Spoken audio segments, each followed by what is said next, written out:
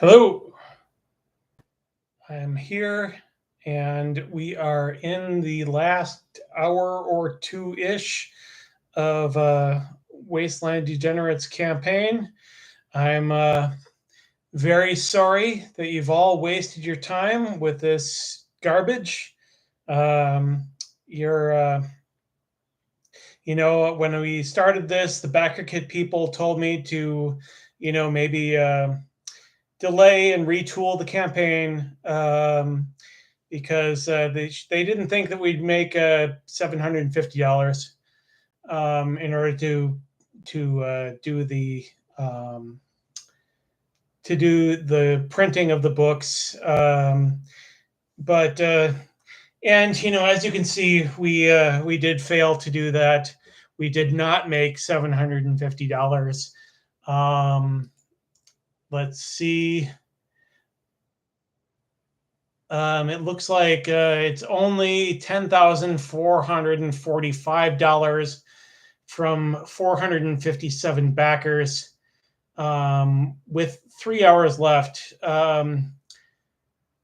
Yeah, the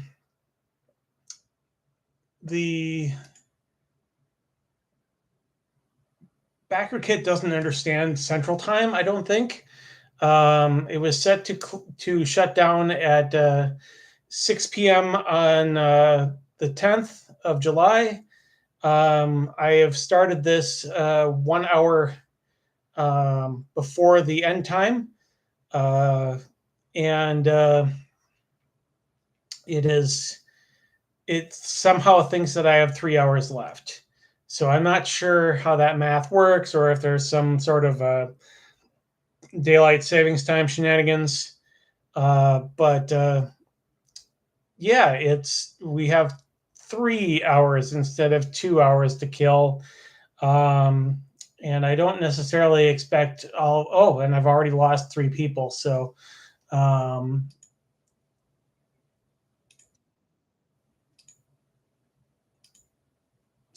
yeah. Anyways, hello, how are you? Hoping that you're doing well. I have the streaming here of the events, and I see that Christopher Young has just pledged the Road Warrior tier for $15. And yeah, it's been I would say 2.5 hours since we launched. Yeah, thanks, Ballin. It's been about 2.5 hours since we've had anybody cancel their pledge, and that makes me feel good, because every time somebody cancels their pledge on Wasteland Degenerates, an angel cries. And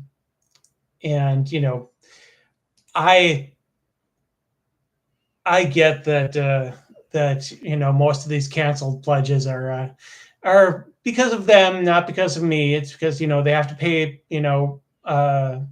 pay their phone bill tomorrow, and they may not. They may have been allocating money unwisely, and you can't really pay your babysitter with Wasteland Degenerates books.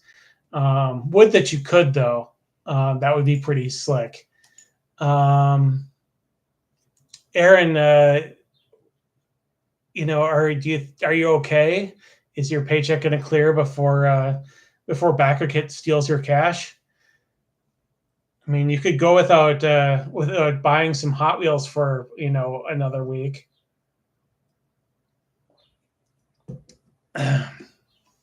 Or am I being a jerk there? Anyways, yeah, so we've got some time to kill. So if you guys have any questions about Wasteland Degenerates, feel free to shout them out. Bolin and I had a good time talking over the talking over the mission generator last time, even though I screwed up the backer kit link, and it thought that I thought that this was a Twitch stream for some reason. Yeah, I hear you. I've been I was underemployed for a long time, and I finally got a good job, that pays well, and then I immediately started spending all my cash hiring an artist to create my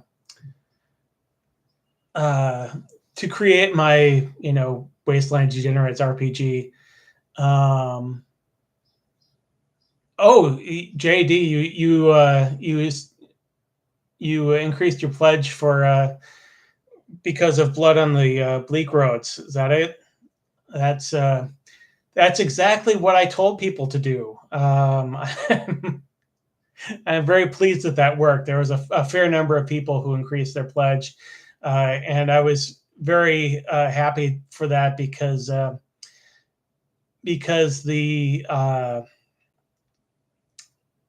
we were just shy of the $10,000 mark, and I really wanted to send the Madboard guys, the lore for Wasteland Degenerates, so they could create a monster for the add-on book, and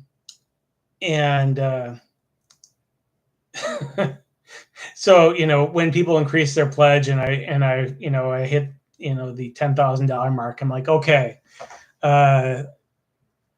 even if somebody cancels a pledge, I should be okay to continue to announce for the fifth stretch goal. Sure. So Bolin asks if what the 1.5 adventures are written, and I'm actually not counting Enter the Dismal Armory or Blood on the Bleak Road as those, because those are solo adventures. They use a slightly different simplified system from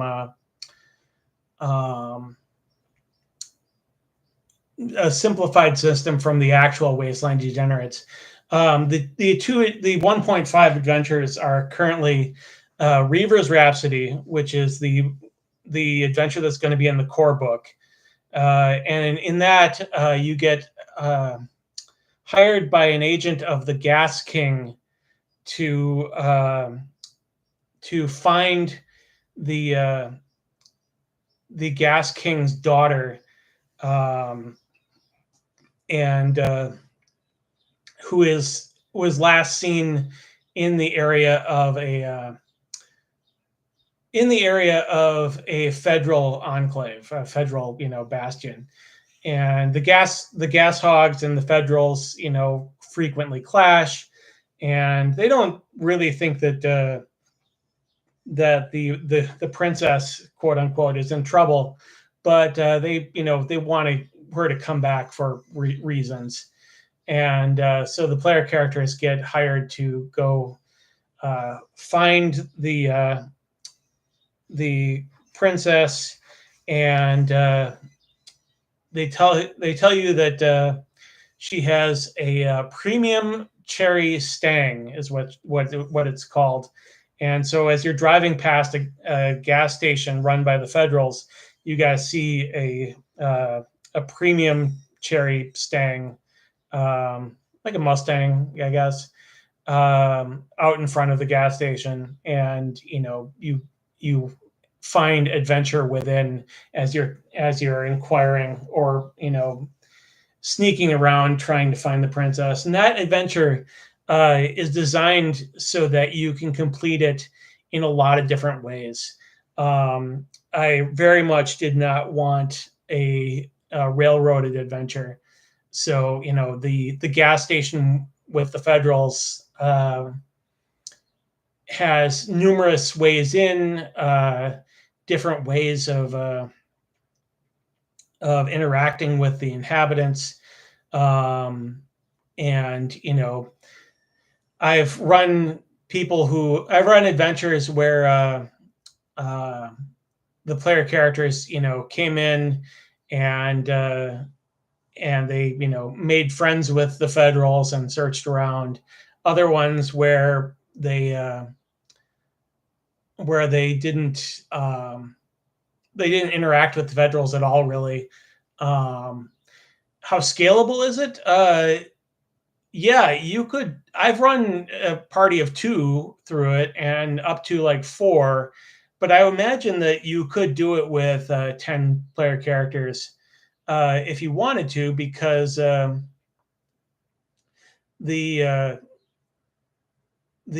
adventure, the main part of the gas station has like 6 or 7 Federal soldiers, and uh, 6 or 7 soldiers with automatic rifles are not something that you can just brute force your way past unless you have a group of 10 players. So in theory, if you had 10 PCs, you could in fact brute force that. So I think it's pretty scalable. There's options. It might parts of it might be too easy. On the other hand, at the end of the scenario, there is a problem that's very difficult to just shoot. So if you have players that are Chaos Goblins, you might end up with everybody dead for doing something very, very foolish. So hopefully that gives you a good idea of Reaver's Rhapsody. That's the name of that adventure. And just for a note, there is a princess, but she doesn't really need rescuing that much. She doesn't know that you guys are coming to collect her, so it's more of a princess has it taken care of, but doesn't know that you have that you're here to pick her up. Anyways, I'll get to that in a second. Yeah, the map is really good. And that's only part of it. So, there's going to be surprises there too. The other adventure that I have partially written is called Asphalt Dirge, Dirge, and that is a block crawl. It is set in a fictionalized version of Chicago, where the entire city is shrouded in mist and surrounded by nuclear wasteland, irradiated areas that cannot be transversed normally. So you're kind of stuck heading towards downtown to try to find answers and maybe a way to get out of the city. And it starts with everybody strapped to gurneys in the back of a semi truck, and so everyone kind of manages to escape, and in a kind of a crisis situation, and then what happens is you roll randomly to see what kind of block you're on. You roll randomly to see the encounters, and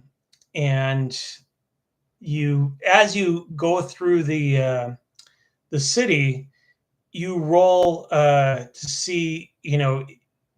You start with a D4 on a D12 list. So like there's 12 results for, you know, what kind of area you're finding. But you know, there's as you get closer to the downtown, you know, as you explore more blocks, you get a higher die type. So you can go from a D4 where you can only find 4 different kinds of blocks to a D6, you know, and then a D8 and a D12. And once you get downtown, you're rolling a D6 plus 6 so that you basically get the coolest stuff then. Yeah, Bolin, that's basically what I mean. It's a block crawl, so you know you may need to do a little cartography, but but every night when you rest, you know, it's pretty easy to rest in the city. It's called the Second City. It's not specifically Chicago, but it's called the Second City, and every time you rest, the mist comes in overnight and erases your map. So you start each day with a new block crawl, basically, but you keep the die type that you earned previously. So you know, as you get closer to downtown, you're getting, you know, better results on your exploration. And for the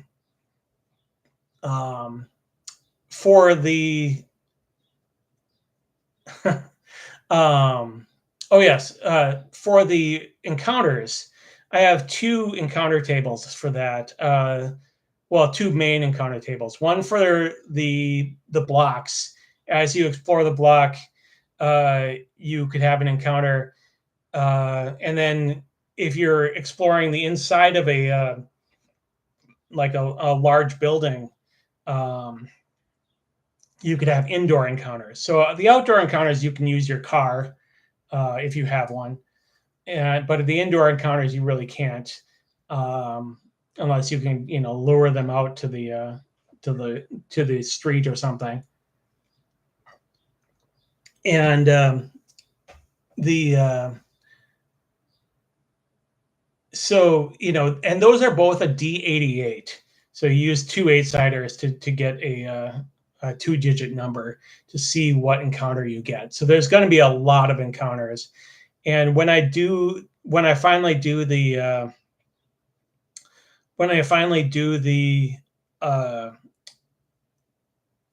crowdfunding for that one, I will probably have a tier where people can, like, you know, pay a little extra and, you know, give me an encounter that they'd like to include. Because, you know, like I said, a D88 table is a lot of encounters, and I have a lot done, but I'm going to need a lot more. And that adventure is, you know, probably for next year. That's the one after the core book, which, you know, I expect November, December-ish, maybe. I don't know. Going back to Jay, you said what kind of humanoids will be playable. In the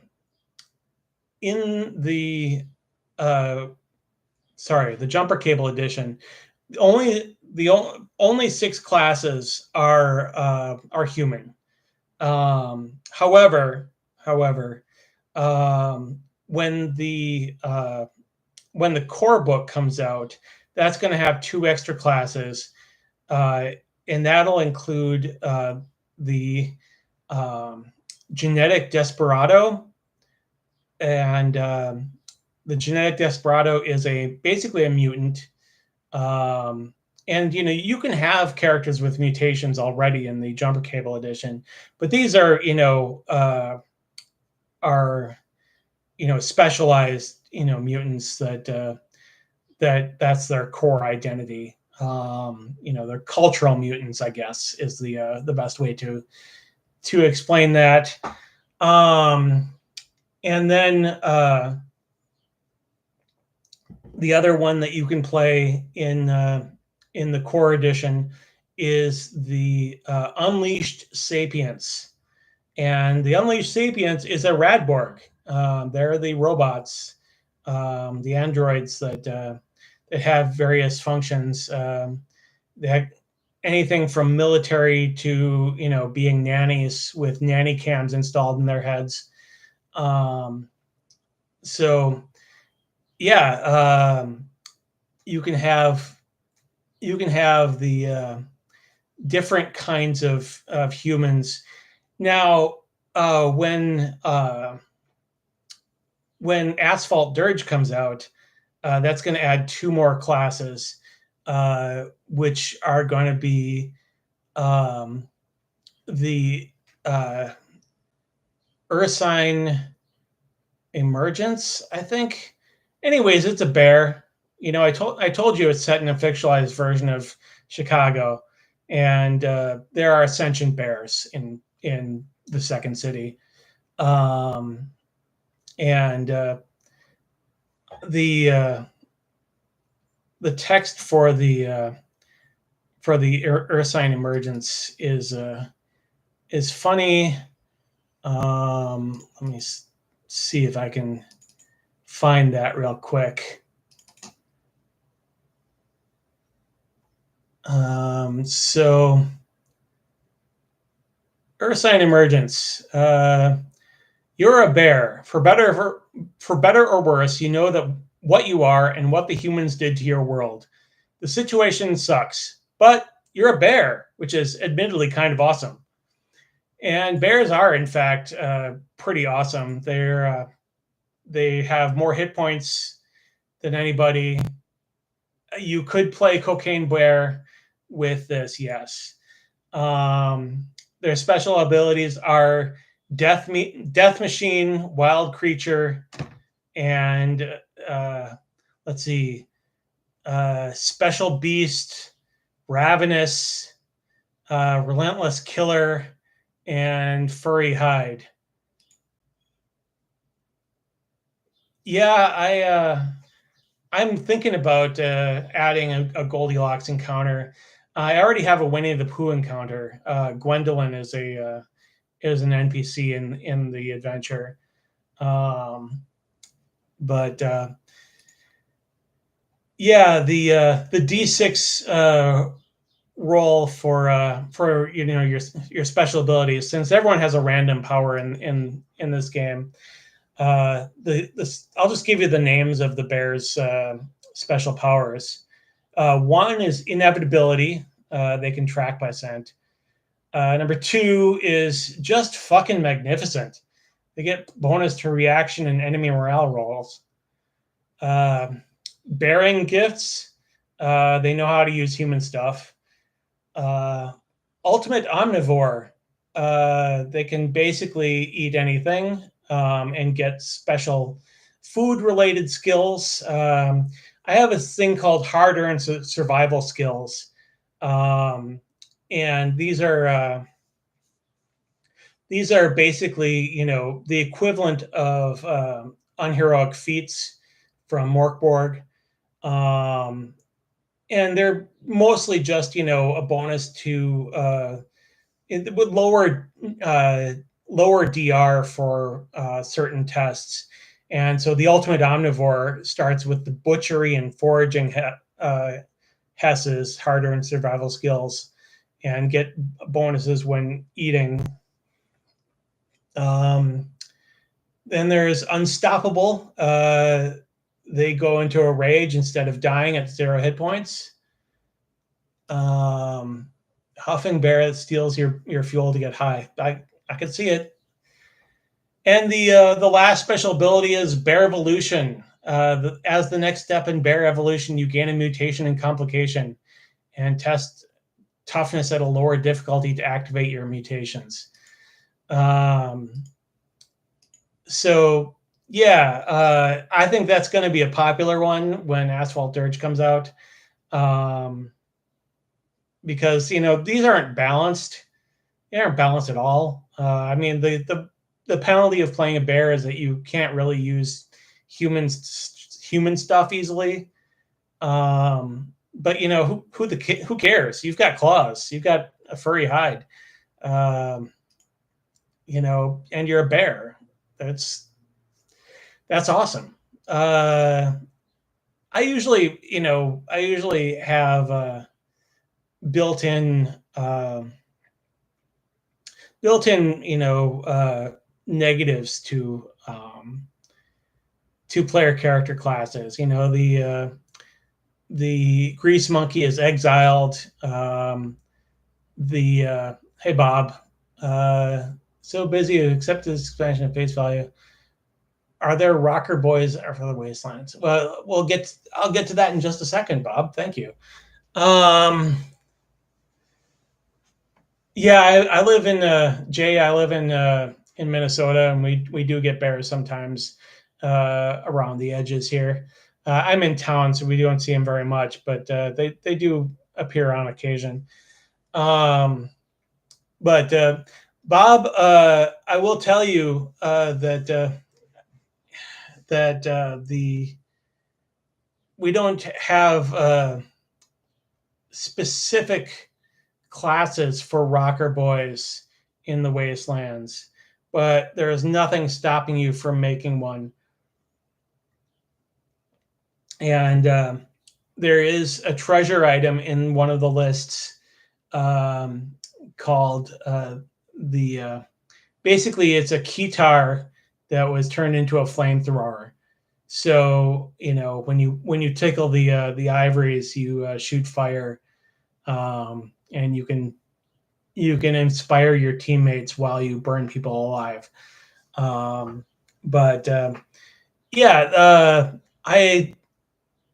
Of course it's keytar. I mean, why would I go with anything else? I I didn't want to be accused of just copying the Doof Warrior from Mad Max Fury Road.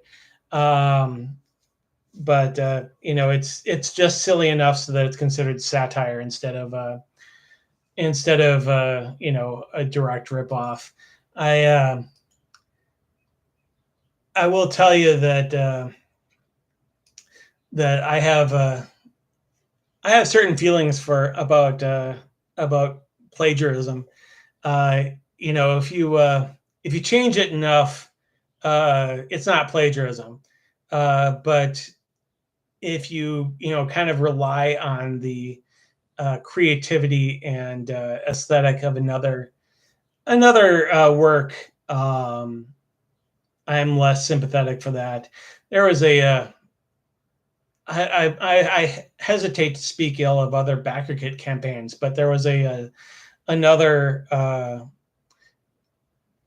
campaign that reused the fonts of other movies, and like their post-apocalyptic thing used the Fury Road font.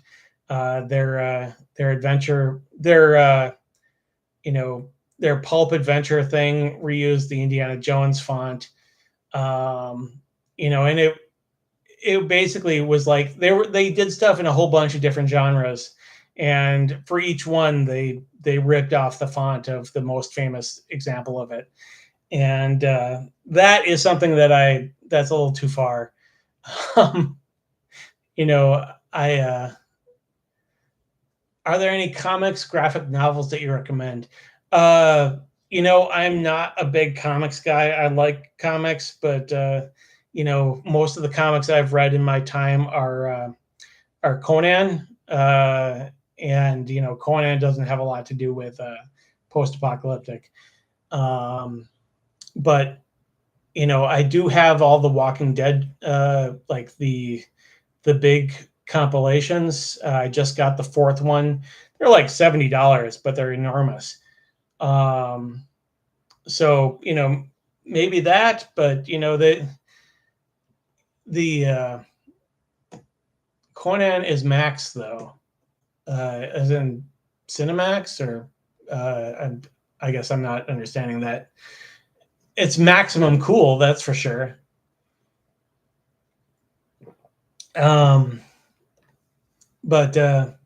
I would like to see Conan in a Road Warrior. Oh, maximum. I agree. Maximum.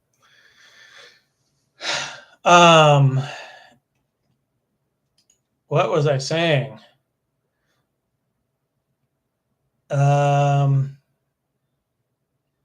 Let's check to see how we're doing. 457 backers for $10,445. I know that there are certain people here who very much would like to hit that 460 backers so that I will finish the epilogue for the Tales from the Lore dumpster. I would love to do that because if we don't hit 460 backers, we will never learn what happens to Janet from marketing. And that would be a shame. I mean, well, we already know what happens. She died. But, the question is, what happens after she dies? And that's a legitimate question for Wasteland Degenerates. Because, is death always the end? Who knows? I guess we'll have to find out. Although, if you have read all the available materials for the game, you will know certain things about death in this world. And yeah, it'll be fun to get. Let me check. 3 more backers. I see that we actually got somebody was a canceled backer and then they uncanceled. So I appreciate that. It's very hard to deal with canceled backers because I always think it's something I did, even though it's something else. But I already discussed that. So yeah, any other questions for the time being? We've got apparently another hour and a half to cover. More if we end up going into overtime mode. Mm-hmm. Oh, I will also say that I sent out lore and game mechanics packets to the Mad Collective and Brian Collin. They are both creating monsters for the add-on booklet, Undone, which is going to have the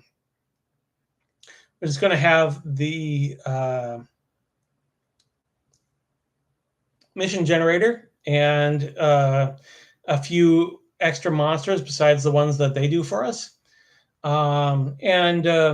This will be real helpful, and this is going to be free for everybody at a physical tier.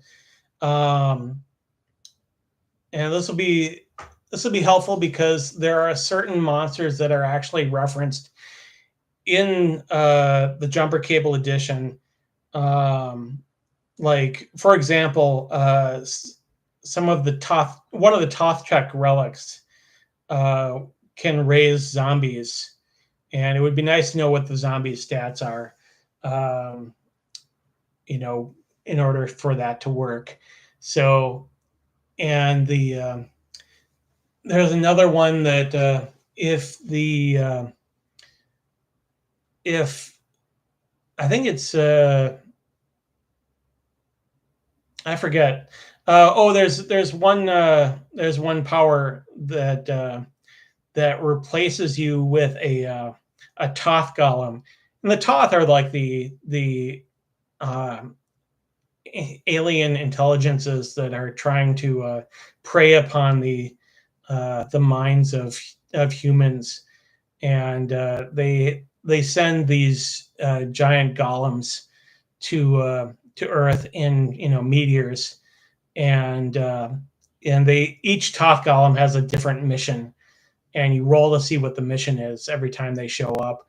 And so there are certain abilities that will that will result in a Toth Golem showing up, or if you fumble and attempt to resurrect yourself, which you can read about in the hit point page, a Toth Golem explodes out of your corpse, which, you know, I find to be horrifying and yet totally awesome. So yeah, things. Matthew told me, yeah, we totally should have canceled the backer kit launch and waited. We should have known this wouldn't work. That's why I was messing with you when we started the stream, is because Matthew was pretty sure that we messed up. May I have a Borg conversion or just start as a cyborg?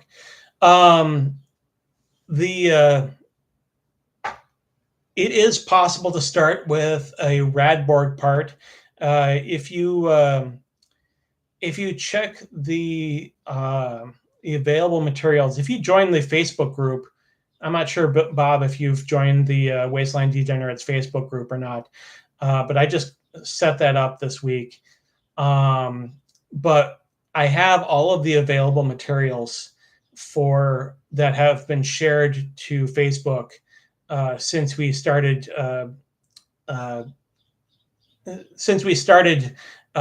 this whole, you know, self-promotion thing.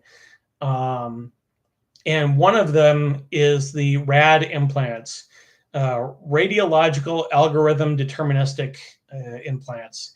And these are, you know, basically nuclear AIs that you know, are attached to prosthetics, and they can self-implant. And it's probably best not to think about how that happens, especially if you have a perfectly healthy limb already. But if you've watched the Fallout TV show, and recall in, I think, episode 2, they break out a box of Jim's limbs, and they ended up self-installing in a particularly grisly fashion. And I was that meme of Leonardo DiCaprio going, and when I was like, they stole Jim's limb, steals my rad implant idea. Yeah, so yeah, you don't even need a doctor to install some of the prosthetics, and, you know, do a little bit of transhumanism. And I don't know if you guys can hear the police sirens outside my window, but hopefully not. But yes, you can be a cyborg. Janet from marketing has a robot arm. Yes, the cops are definitely coming after me, a middle-class white public servant. Thanks, Jay. It's good. Thank you for showing up. I didn't think anyone would stay here through the whole dang thing, so don't worry about it. Have a great night, and I look forward to getting it into your hands. Anyways, back to the Borg conversion. You know, Bob, when the core book comes out, you know, you're going to be able to play a full-on AI intelligence, and it will be better than ChatGPT. I'll tell you that much. I made a lot of jokes over the course of the last year about the, you know, the AIs being better as you know, characters in the game than, you know, in real life. And I've lost some Facebook friends because I I couldn't countenance just standing by as they used a bunch of AI in, to potentially take jobs from artists like Matthew. And I had to take a stand somewhere. So if y'all like AI, I don't know what to say. It's not my thing. I don't appreciate it.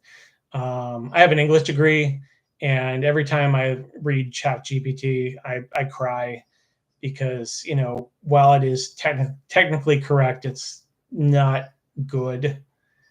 Um, and I suppose that's good, because we don't want robots stealing our jobs.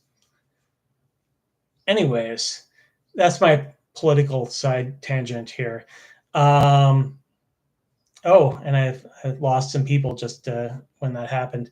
So I'm going to stay away from politics, that's for sure. Hey. But anyways, so is there anything else you guys want to hear about while we wait for the inevitable end of all things? Oh, 459 backers. We're almost to 460, and at that point, I'll have a bunch of relieved Janet from marketing fans.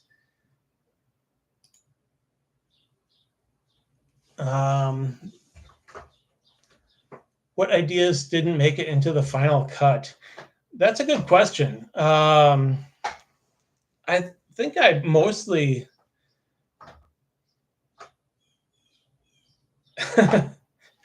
you embrace the Tetsuo the Iron Man. It's been like 30 years since I saw Tetsuo the Iron Man, and I think that's good. I think I'm fine. I don't really think I need to watch it again. But yes, AI isn't really what I'm interested in. As for what ideas didn't make it into the final cut, I had an idea for Wasteland Degenerates, and I pretty much uh, wrote the lore in the course of a week or two, and I didn't really edit anything out. I this is one of those situations where I had the idea, and some game mechanics got removed that didn't work. I think the biggest change was the jilted survivalist.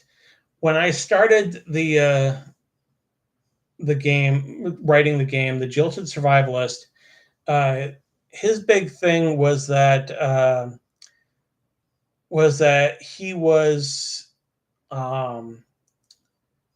he had a home base where he had a lot of stuff, and if he used up or lost a bunch of his stuff between adventures, he could go back and get more.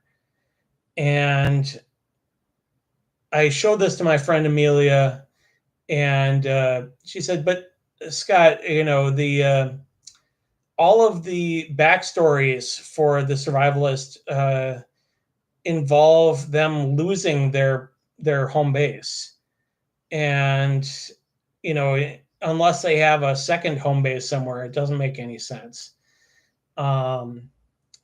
So what I ended up doing was changing the jilted survivalist, who isn't out yet. You guys haven't seen the jilted survivalist, but changing it so that he starts with more stuff than a regular player, and he has some extra skills. So he lost everything except for having a bit more equipment and a couple more skills. And some of that equipment could be really good. I think one of them is a pickup, a technical pickup with like a mounted gun or something. So it's not like they get nothing, but they it's a little bit different from what it started off as, and I think that's the biggest change that ended up happening. From the original iteration of the book. Yeah, the survivalist just didn't work as I had originally written him. But since I hadn't published anything yet, it was pretty easy to fix. Let's see here. Let's see. I did a lot of adjusting of the adventure, Reaver's Rhapsody. I've changed a couple of things in the job board of the Apocalypse. I added a zombie horde option that didn't exist before. Yeah, it seems like having a zombie horde is important. People people like their zombies. Let me put it that way. And some folks, might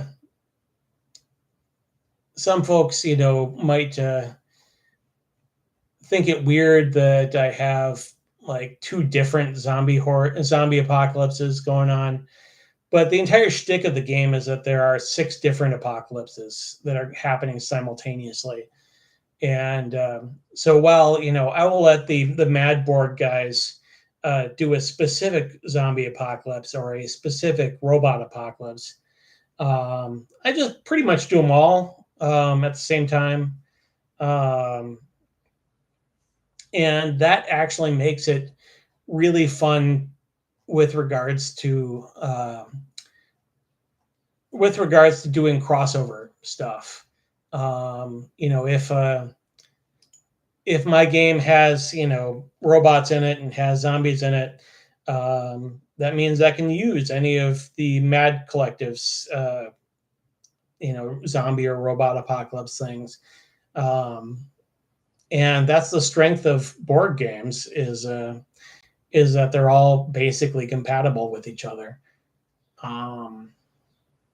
So I think it's a strength as opposed to any sort of weakness.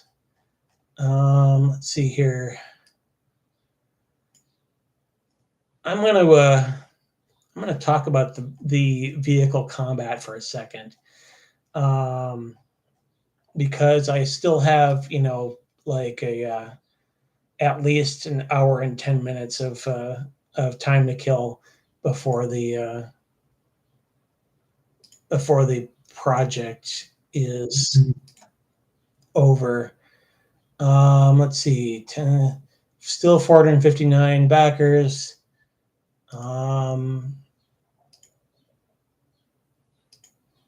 Anyways, okay, so vehicle combat. I haven't released anything about this yet, really. I've talked about the cars a little bit, but in vehicle combat, there's a grid, and the player characters and their car stays in the central grid.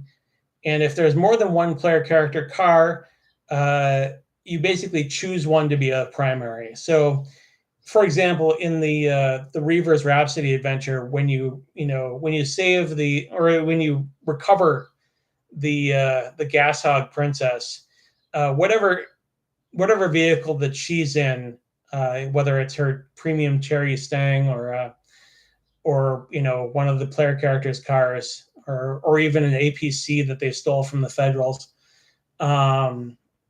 they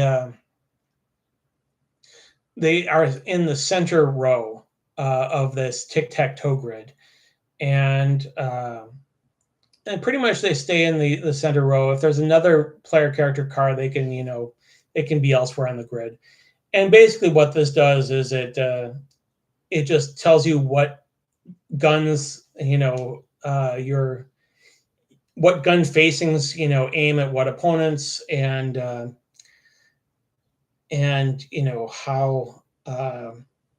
how they interact with wreckage on the road. And so each turn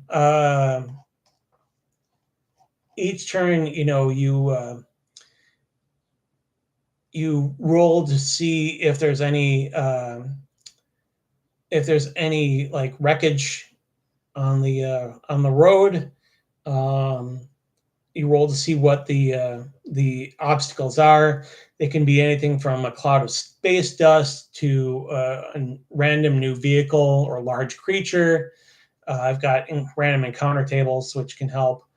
There are minefields. There are wrecks, hazards such as potholes, pile of burning tires, smoke, and even an off ramp. So once you see what's in the new set of tiles, all the other stuff moves back one space. All the cars and other vehicles stay, in a relatively static position relevant to the main character's vehicle. This is kind of like how in Fury Road and Furiosa, all of the bandits and bad guys, drive around the war rig. They don't drive off, somewhere else. They kind of stay around the war rig and try to attack that. So each round you can take an action. There's a movement actions that you can take, change lanes, speed up, pump brakes, slam the brakes if you want to get out of the combat and you aren't the car that the bad guys are interested in. You can slam the brakes and abandon your friends. You can try to drive defensively to drive around hazards. You can have somebody else take the wheel. And a move option is just named Witness Me. And you jump into another vehicle. And there's a move action called Saddle Up, where you make a strength test to just climb on board a vehicle as it's passing. That could kill you. I mean, if you do that really poorly. And then there's main vehicle actions like the ram, the side swipe, brake check, which is when you hit the brakes and let them run into you. Your car might stall, and you can try to restart it. And there are vehicle weapons. And finally, you can just take any regular combat option that you want. I used to play Starfinder, and in Starfinder, the character's personal combat options mean absolutely nothing when you're in outer space. And you're driving a spaceship. Basically, it's you make stat and skill checks, and I like Starfinder. It's a good game, but the space combat really doesn't feel great. So I designed this so that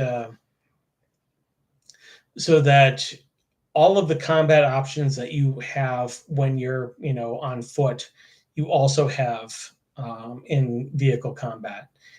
And I also chose not to add penalties for making tests while you're in a car. I've seen vehicle rule sets that make every action much harder while you're in a car being jostled around or whatever. But my thought is that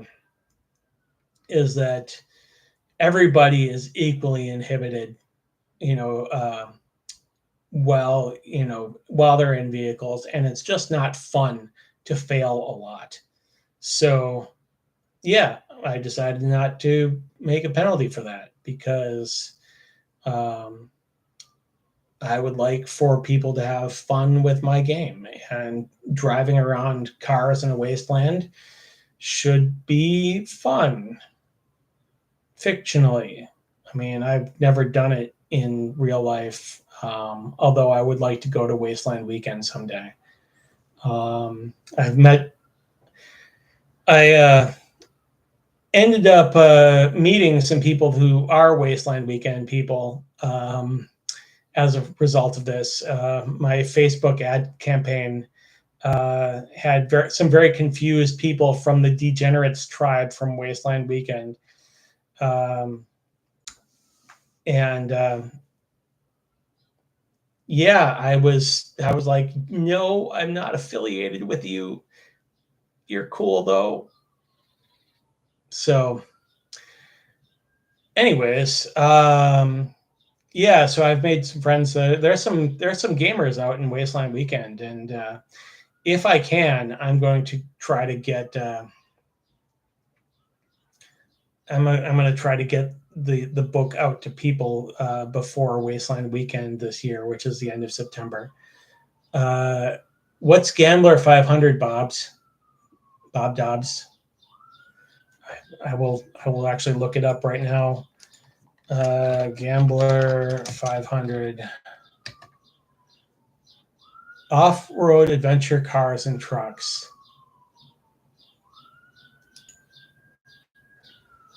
Huh. O'Reilly Auto Parts. Okay, I've got one of those down the street from my old place. June 21st, 23, Deschutes County Fairgrounds. Annual event in Oregon, July 14th to 16th. Sorry, let's see. Buy a $500 car in Raleigh. Okay, I see. Yeah, I'm not that adventurous, but it looks cool. Let's see here. Contact. Who are these people?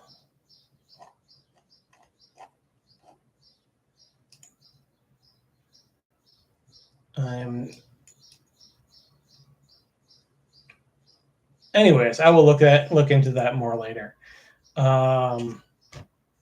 But I used to be a big fan of demolition derbies. Um, I used to go to them with my dad every year, and I I still love the concept. I just don't think that it's very safe for the drivers, and I have trouble with it for the same reason I have trouble with a lot of professional sports, is that people get concussions and whatnot, and I don't want to be responsible for people getting injured for my entertainment. Um, but yeah, those those events where you just get a beater car and you soup it up for whatever reason. That's about as American as you can possibly get. Um, they mostly go play in the dirt and clean up the garbage they find in the forest and the desert. Well, that's cool. I like that. I'll look into that, Bob. Thank you for telling me about it. I'd never heard of Gambler 500 before. Um, that's pretty interesting.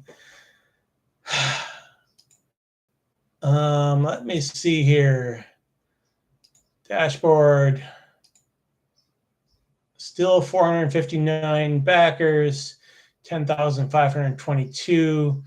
I now have 777 followers, which seems like it's a kind of a murky thing. It's, instead of 666, it's 777.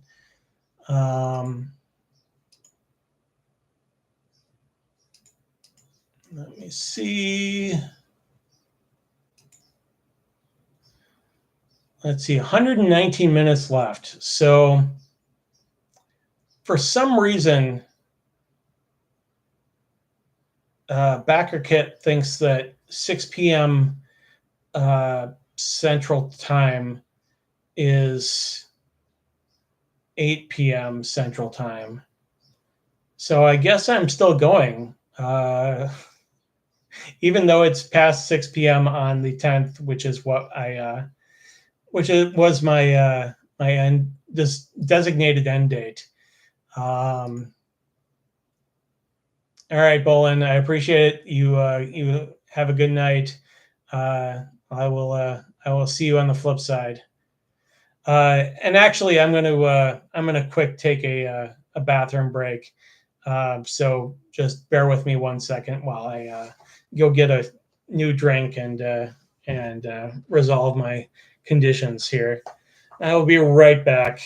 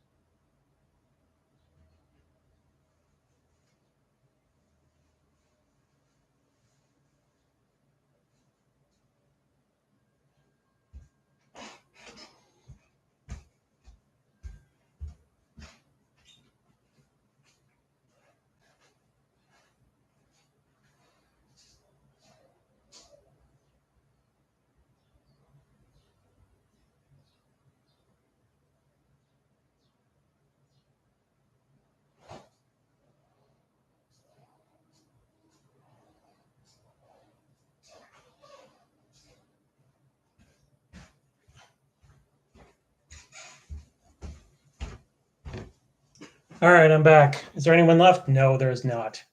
Okay.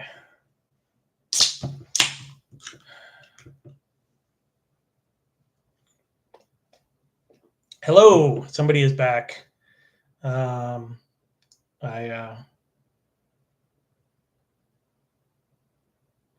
you played or found any inspirations in Gaslands? Good question. I have not played Gaslands specifically. I've looked at the book. It's pretty cool. It's a little too complicated for me. I used to play Car Wars back in the day, and it takes like an hour to do like 3 seconds of game time. So it I kind of moved away from games that are that crunchy, and Gasland seems a little bit crunchy. I admittedly I have not specifically played it, as I said, but I very much appreciate all of the hard work that people put into the miniatures. I was encouraging people on my in my Facebook group to include pictures of their Gaslands cars, and they are all super awesome. So if you haven't checked those out, please do so, because they're pretty great. All the conversions that they made for the Wasteland stuff. Let's see here.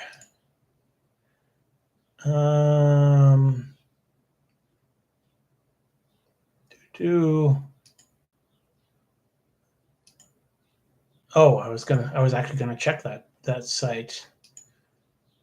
Let's see here.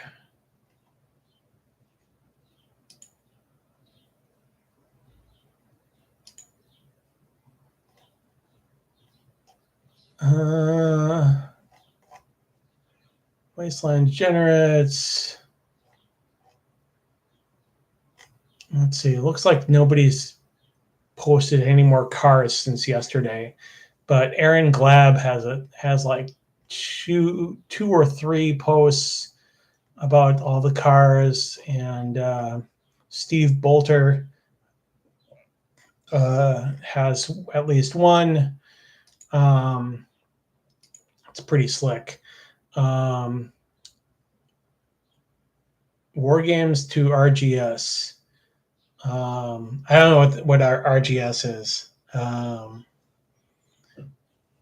but anyways, yeah. If I had someone that was running the games for me, I would definitely play. But when I'm running the games, I'm preferring something a little bit easier. I designed Wasteland Degenerates to evoke the feeling of all those Car Wars and Gasland sorts of games, but not the insane level of crunch that a lot of them have. Like, you can trick out your car, you can have mods and guns and stats for your vehicle. RPGs to crunchy war games. Okay, yeah. Those acronyms. I work in the public sector, and we love our acronyms. So I'm always a little bit sketchy on what the acronyms. I don't want to assume, I guess, what somebody actually means. So 459 backers.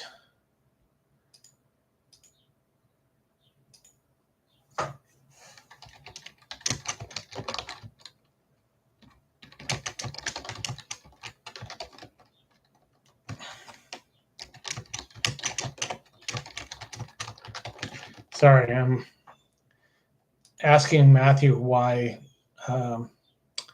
we have 2 hours left. And now I see that there's nobody on. So I'm just gonna chill for a second. Things are finally gonna slow down for a minute after this campaign is over. And I really look forward to it, because I do not like being the obnoxious, chirpy, excitable, self-marketing person. So, anyways, I'm very happy to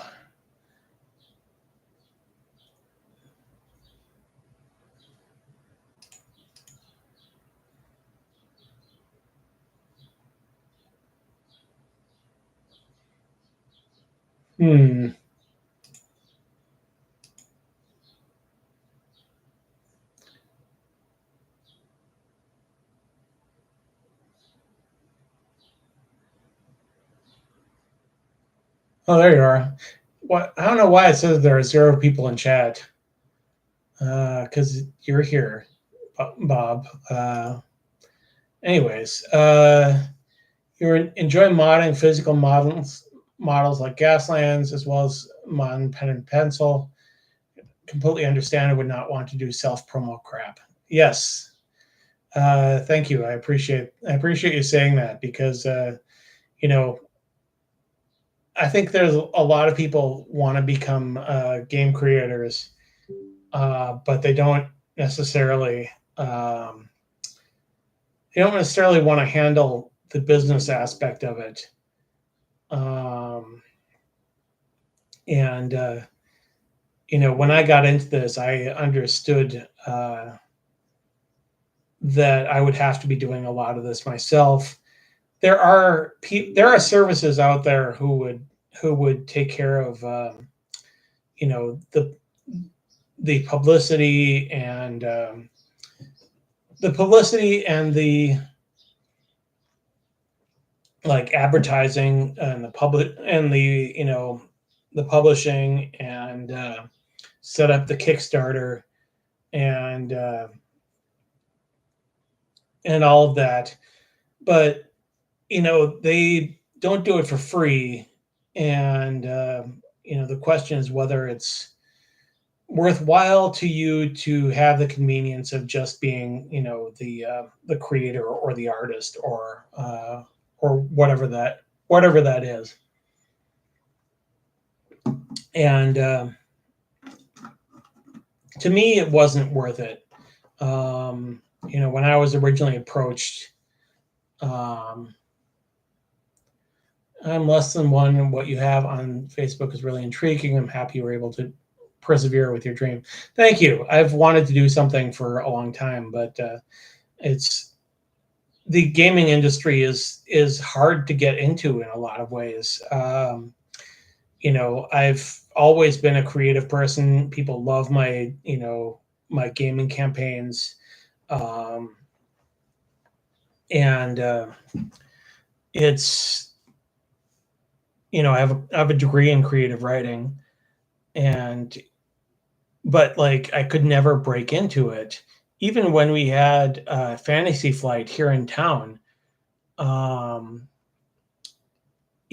I knew people that were professional game designers, but nobody had room for more, because it's like the margins are so slim for game production and design.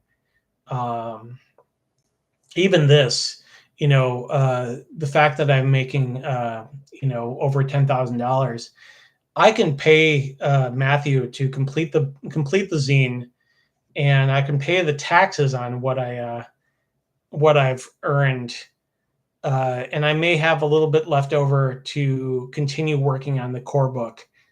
But it's not like I'm making a living at this. I am a professional public servant, so I make my money elsewhere and sink it into this because it's my passion. So it is tricky to get into it. Yeah, and the distribution is, it's easier now because you can just go to DriveThruRPG and have people do print on demand, or you can, regular people can actually, get contacts to print overseas where it's cheaper. And distribution there's competition in the distribution market. It's not just FedEx and the postal office. So there are options now that didn't exist in the past. And I think more specifically, the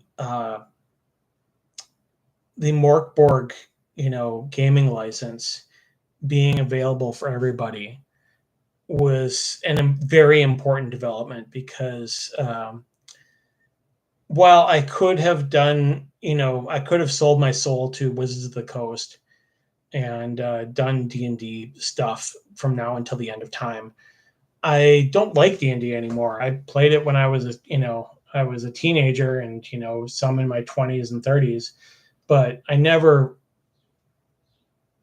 don't find it to be the ultimate system for me. I've always been more of a sci-fi and post-apocalyptic gamer is my preference. So, it's even when I was a kid, I preferred, I bought Gamma World and Star Frontiers, and I never got to play them because nobody would play them with me. Everyone was just D&D. And so, what I'm doing right now is essentially fulfilling my my dream of creating a game that isn't a cookie cutter of the dwarves and elves and dragons and whatnot. More broke molds, and so much for the better. Currently floundering around in Fallout RPG. I've heard relatively decent things about the Fallout RPG. I'm not really huge on licensed gaming systems these days. The Morkborg open gaming license is enough for me at the moment. Well, I'm glad you're having a blast because it doesn't matter what system you play if you're having a good time, and if you're with friends and you're doing your thing, that's the important thing. So let me just see here. Still 459, 102 minutes left. I don't think we're going to hit 11,000 on this, but I'm going to try to keep going for as long as it takes to get that 460th backer, so that I can write the end of the Janet from Marketing saga.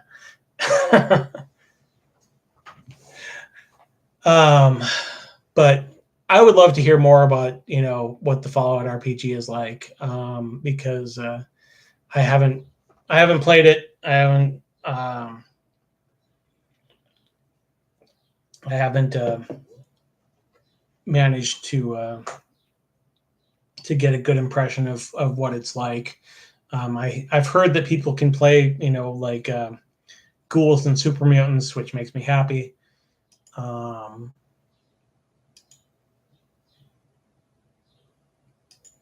And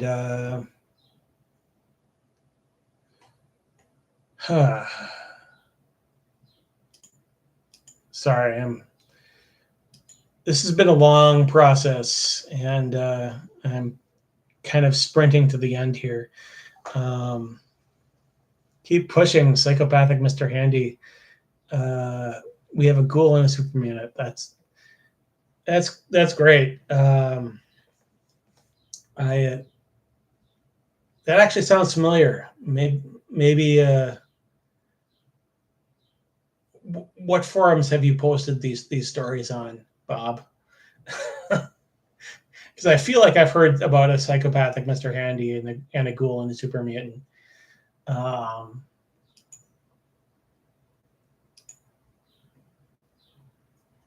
Let's see here. That stream.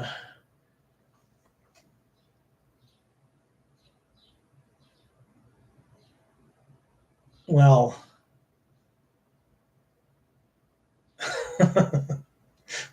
a friend of mine, the last pledge that was made was a friend of mine who made a very large pledge, and I would have just given her the books.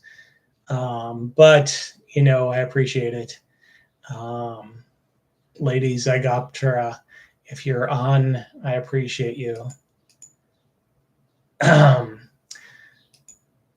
That's the other thing. I keep offering to give the books to my friends, and they're like, Scott, you did the work. You did the work. You should get paid for your work. And I'm like, yeah, but I feel bad, taking money from my friends on this stuff, because I mostly just want my friends to see what I've done and say, Scott, you did a good job. But I guess I'll take the money as well. Money is a pretty good affirmation overall. But it it makes me funny, especially because the game itself is kind of anti-capitalism, and that's a cyborg uh, that's a cyborg thing too. Is the anti-capitalism? You need to take the money. It's their way of congratulations. The Mr. Handys are presented as a psychopathic, mostly as a requirement. That makes sense. I seem to remember that the Mr. Handys were all big on dissection. Um, that was the handy in the TV show. I think was also like that. Um, I just think it's funny that Fallout has vacuum tubes everywhere, so that all of the electronics is this, huge obtrusive stuff that can survive nuclear war, and then you have robots with advanced AIs. Um, that's some funny stuff right there. Um, but Fallout doesn't need to make a lot of sense. Um, Ours keeps replacing their mustache when it wears out. So I assume it takes the mustaches from other creatures that no longer need them. Just if I'm picking up the vibe of the Fallout stuff. Um,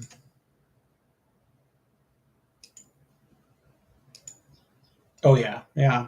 Okay, that makes sense. I there are there are some pretty gruesome things you can do in Wasteland Degenerates. Um,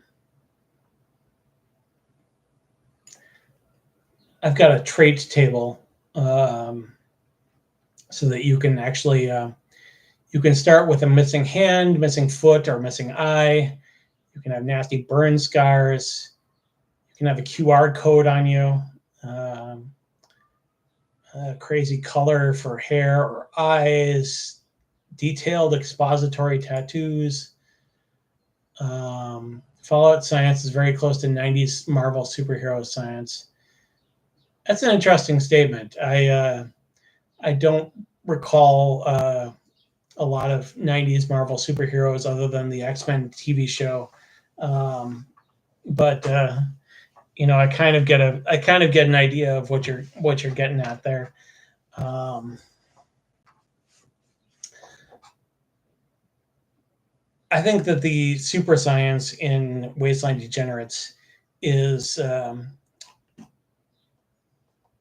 there's a couple different varieties. Um, oh, okay, I got you. The Marvel superheroes RPG. Um, yeah, there's a couple different types of super science in Wasteland Degenerates. There's the Radborgs and the Rad implants. The Radborgs are radiological algorithm deterministic Boolean organisms, I think. Um, I made an acronym to say Radborg, and those are AIs that are nuclear powered, and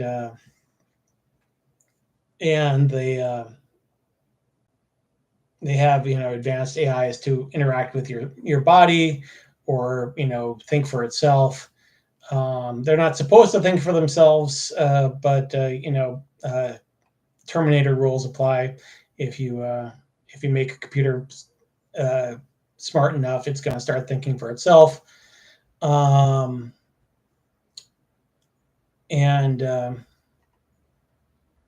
then I've got Cosmos interfaces, which are kind of specifically reality altering devices that were based on stuff that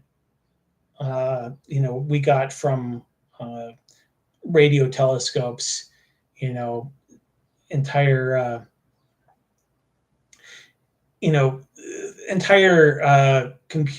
computerized systems that they developed from stuff we got from outer space. You beat the crap out of Cyberpunk 2020 and 2023. Getting in perspective what science can and will do to us is really exciting. I kind of wish that we had the jet boots and the flying cars instead of pocket computers that track us at all times, and the constant advertising. Oh my God, the advertising! The cyborg shtick of always seeing advertising. That's not science fiction. That's just what we are right now. So it's it can be a lot. But anyways,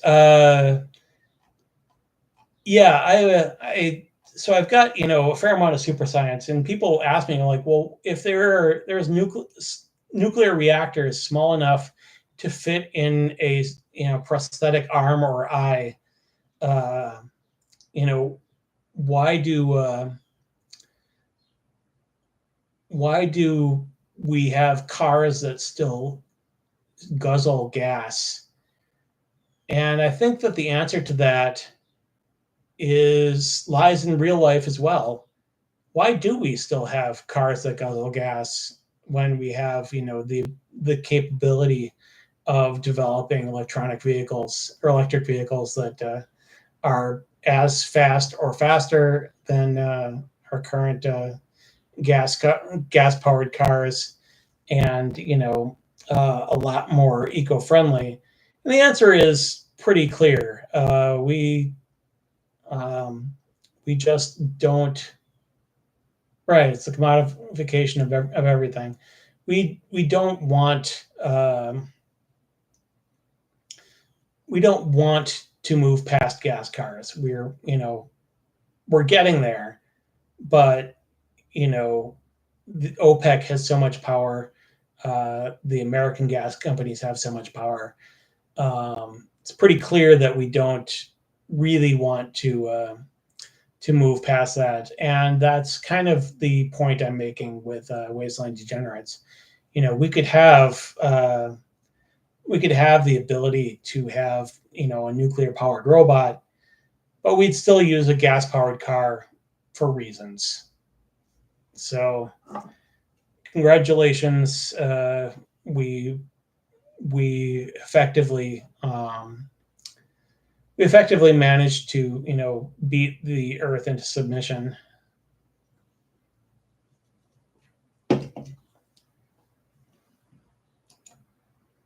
Let's see here. Still 459 backers, 90 minutes left. But still, $10,522 is nothing to sniff at for a first project. You still have a 65 Ford, so you accept its existence. Your 65 Ford probably runs just as well as some of these junky Geo Metros that I see driving to and from the fast food restaurant. We've in Minneapolis here. We've got we do classic car shows at the state fairgrounds every summer. So it's kind of nice to see,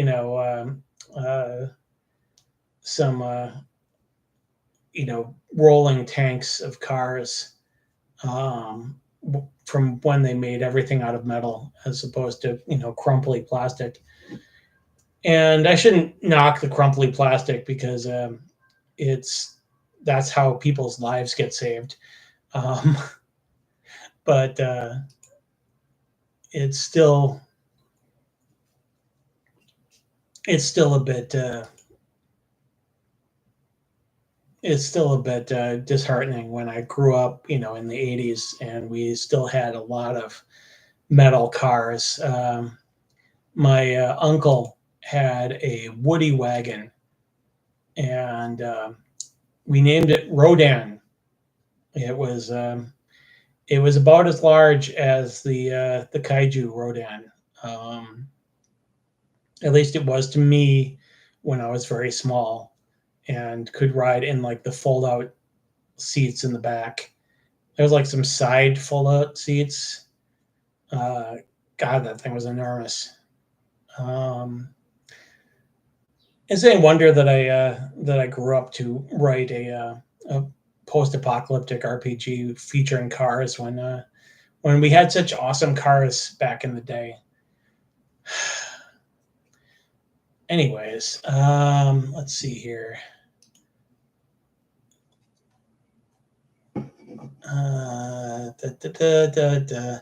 Oh, I got a message from Alex Hitchin of the Mad Collective.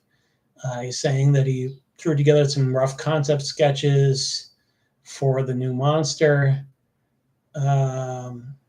Rad caps silica fungi mutation that infects any rad covering their bodies in various lichen and fungi, demonstrating a notable red fungi crown.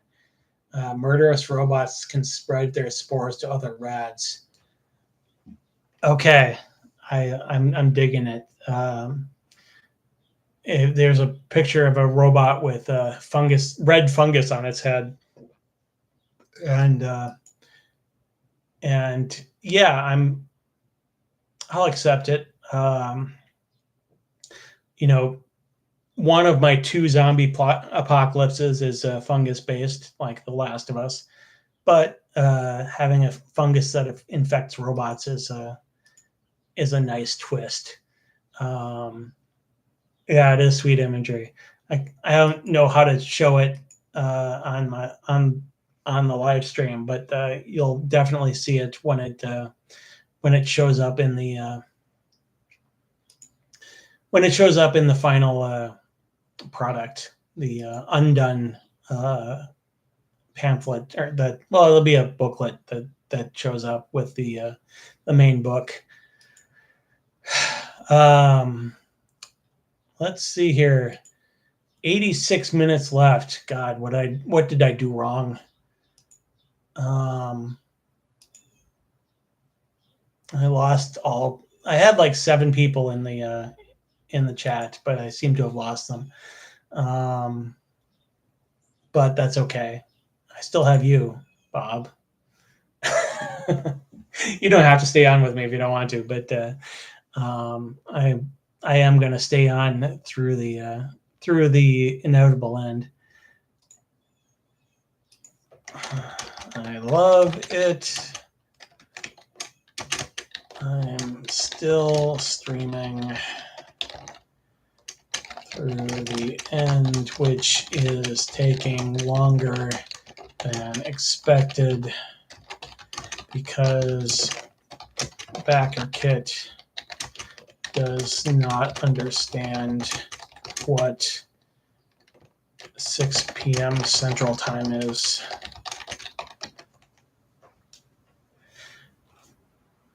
Anyways, okay. Have I read the Annihilation series by Jay Vandermeer? No, I have not. Is that by any chance in relation to the Annihilation movie, though? Because I did see that.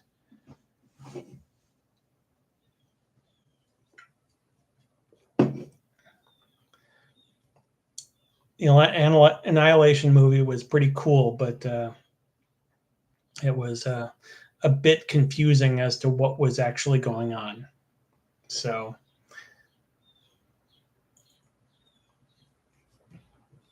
let's see.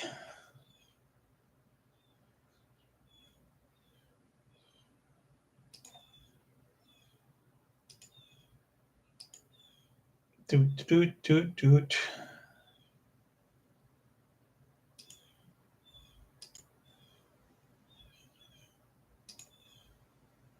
Movie is barely a suggestion for what the book is. Okay. Well, that makes sense. Because yeah, I mean the movie was very cool looking, but did not have that coherent a plot. It was kind of horror movie rules in like the last third or so. Horror movie rules and logic, I guess, is the correct term. So why do you bring up Annihilations is my question. Because I have time to kill and I am always interested in learning.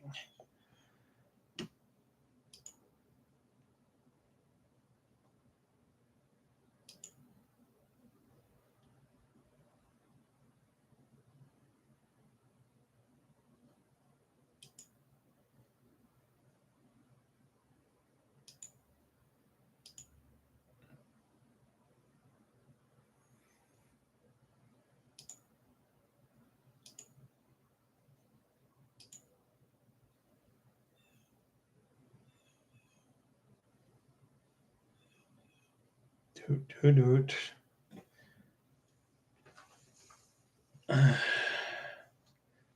Nature is recovering what humans have done by making modifications. All right, well, that makes sense. Is it really nature if it's from outer space, though, or is it actually nature? That's my question.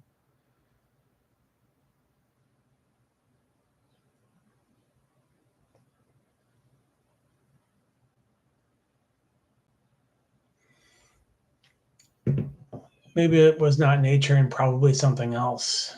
Yeah.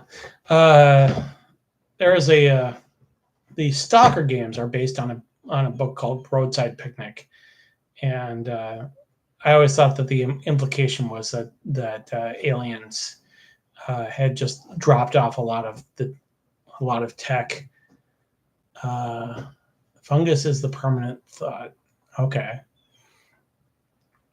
Yeah. In Stalker, there's like all the zones that people go into to get the advanced technology, and it's horrifyingly dangerous. I should look into Roadside Picnic some more. I haven't even thought about it in a long time. So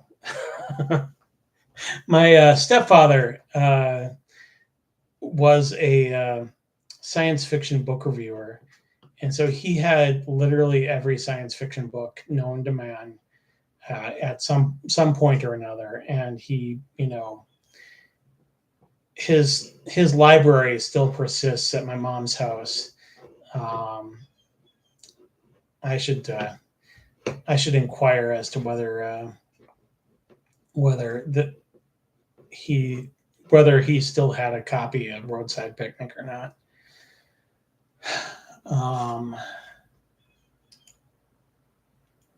Anyways, let's see here.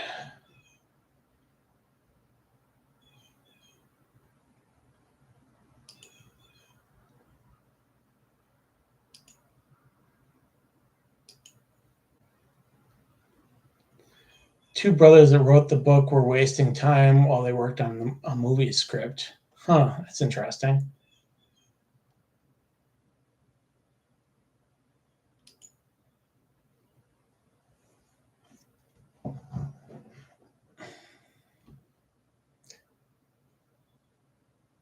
I suppose I wrote Wasteland Degenerates while I was wasting time after work one day. So I get it. Inspiration comes from, funny places sometimes.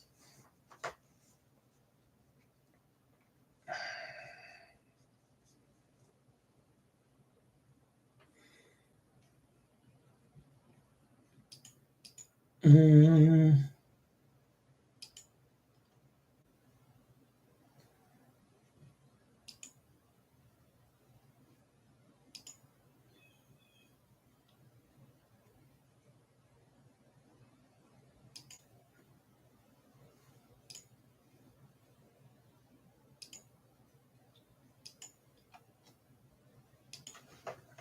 let's see. I'm going to post on my Facebook. One more backer until rabid fiction fans get an epilogue for Tales from the Lore Dumpster. If I don't achieve that goal, I should just pack the whole thing in. Just kidding.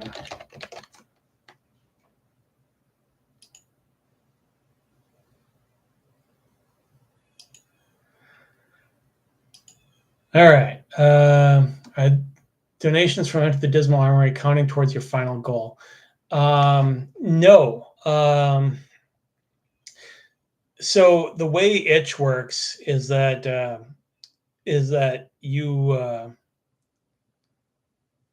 basically, the amount of money collects in itch's account for you until you kind of pull it out. And so like the itch release of Dismal Armory, and eventually when I put Blood on the Bleak Roads on there, those are going to basically just go into my itch account, which I could then retract at any time. Itch will take a certain percentage of that money. And I'm trying to get a hold of my banker to set up a checking account specifically for my game writing stuff. I think it might be easier to keep track of the money. So like I'm keeping the money in the itch account for the time being, just because I don't need it for anything particularly. I will probably end up using it for Wasteland Degenerates stuff, but it is not technically part of the campaign. So it's not counted towards the goal. It would not be enough to put me over the $11,000 mark. Anyways, because people don't pay a lot for free stuff if they don't have to. I've had some lunatics that have given me $12 for it. I wanted them to check their heads, but I took the money anyway.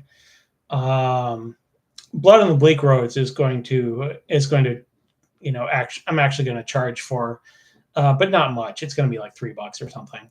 I'm charging $5 for the physical version, which of course needs to be printed and use ink and all that good stuff. But the digital itch version will cost probably about $3. And I have no idea what the sales for that will be once what the sales for that will be if it's not free. It won't be nothing because oh yeah, there's a little bit of color on there, but I don't think it's necessary for it to be for it to be to look good. Um, but yeah, Matthew and I wanted to make sure that that Dismal Armory and Blood in the Bleak Road were as close to the spirit of Dark Fort as possible.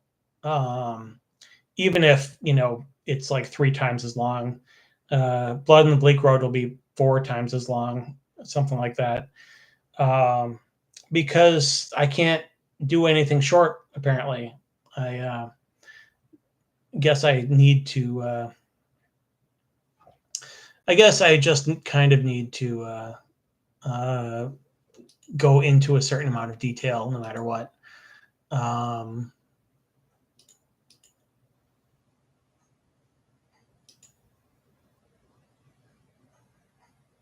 let's see here.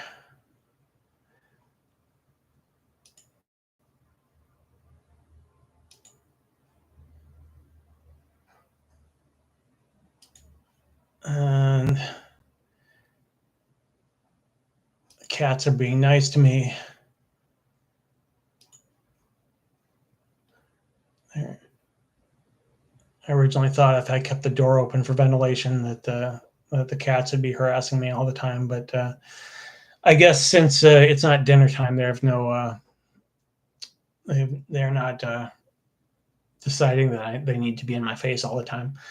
A back to fantasy zine writer who wanted to do a 60-page zine, he accidentally made it issues 0 through 4.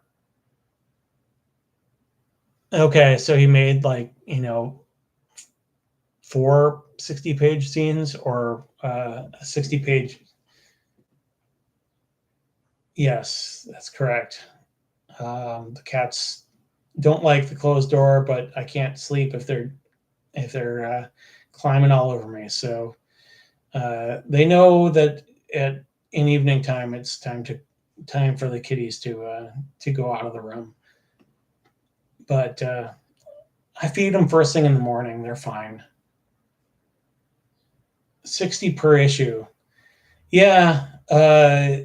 Self editing is the hardest thing.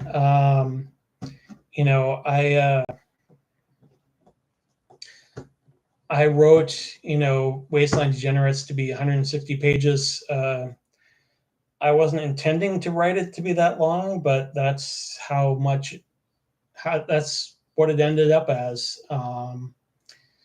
And the Jumper Cable edition is going to be a very crammed 64 pages plus. So yeah, I'm not good at writing short. When I did Blood of the Bleak Road,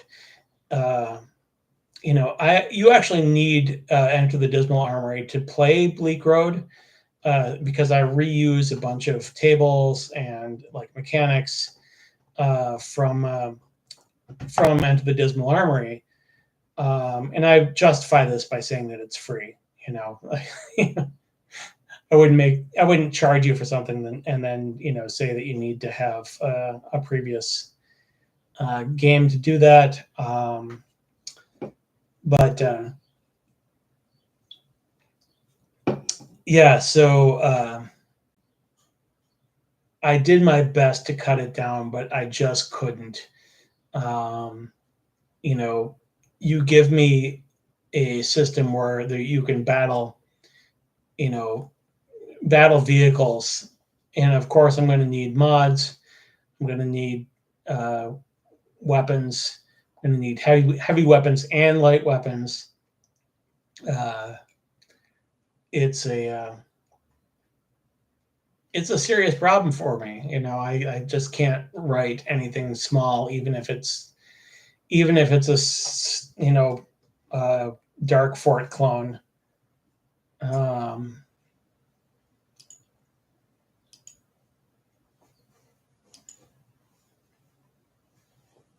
let's see here. Here's the cat. Hi, buddy. This is Taylor. He's a good kitty.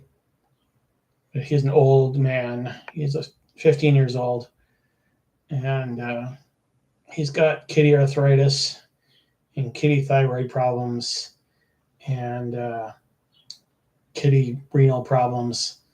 So he, he is my guy.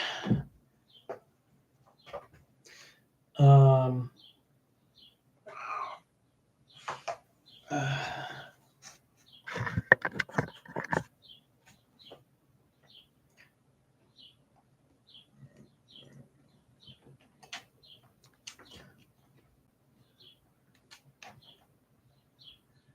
I find that problem somewhat understandable, but as a consumer, I don't have that problem. You know, people enjoy having big old books, but the Morkborg style is, a little bit briefer than a lot of, the gigantic tomes like, Dungeons and Dragons or Dungeon Crawl Classics. Um, you know, game designers tend to be quite verbose, and I have to fight that urge every single time in order to do Morkborg properly. And I think the thing that I enjoy more than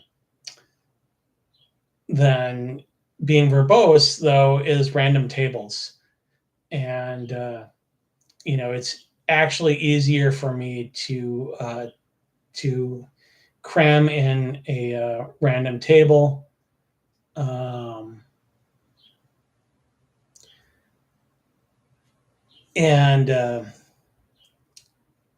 like emergent storytelling is a thing that I really enjoy. Um, I like to have I like to tell a story with adventures like rolling on a random table and collaboratively putting that together with the players to make something interesting. And that's why I have so many um, random tables that describe a character's backstory. I mean, not only is it a Morkborg standard, but it's a really good hook to get the players working together. Because if I have a player who is a exiled grease monkey that had a problem with the gas hogs, and then I have a shortwave evangelist that also had a problem with the gas hogs. We could actually merge those two into one sort of backstory, and they could kind of have those established connections right off the bat, which is fun. And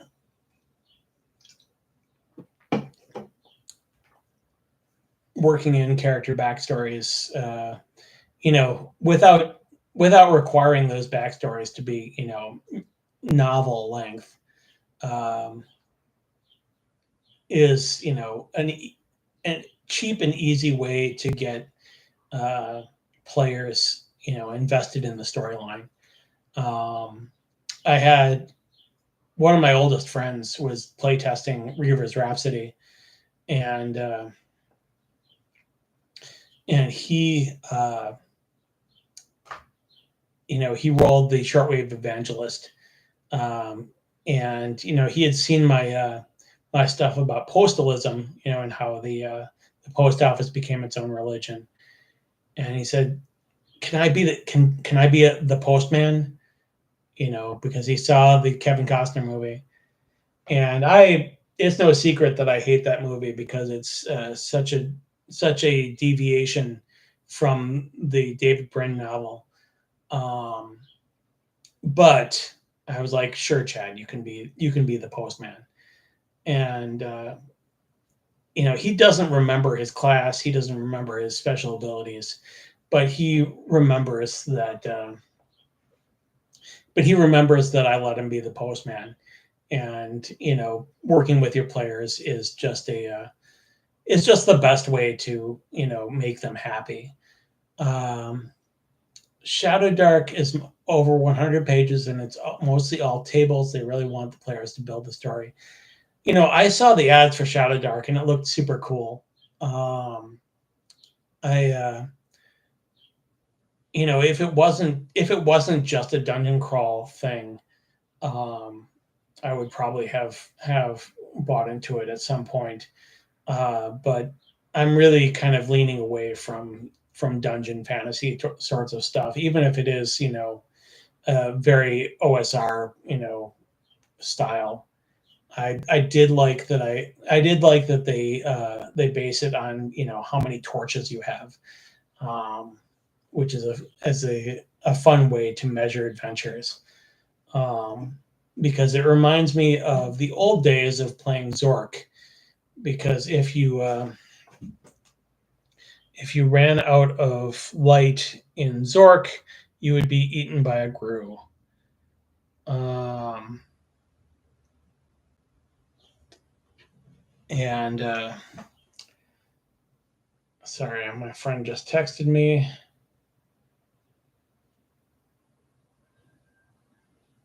Thank you for the donation.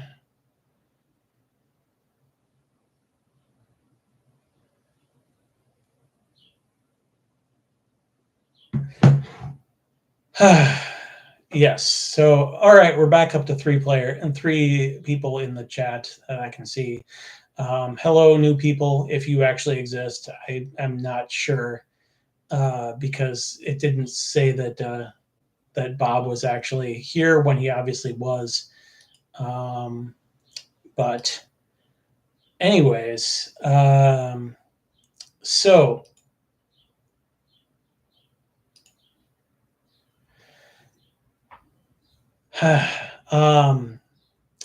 things and also stuff. Things are stuff. Things are made of stuff. So that's a thing that happens. And I'm just a little bit punchy with an hour left on this thing. Why do we have an hour left on this thing? I was of the opinion this should be done an hour ago, but I don't want to leave it hanging while I actually have time. Understood. The part that got me with to gain levels in Shadow Dark is carousing after adventure. That's good. Pirate Borg does something like that. You can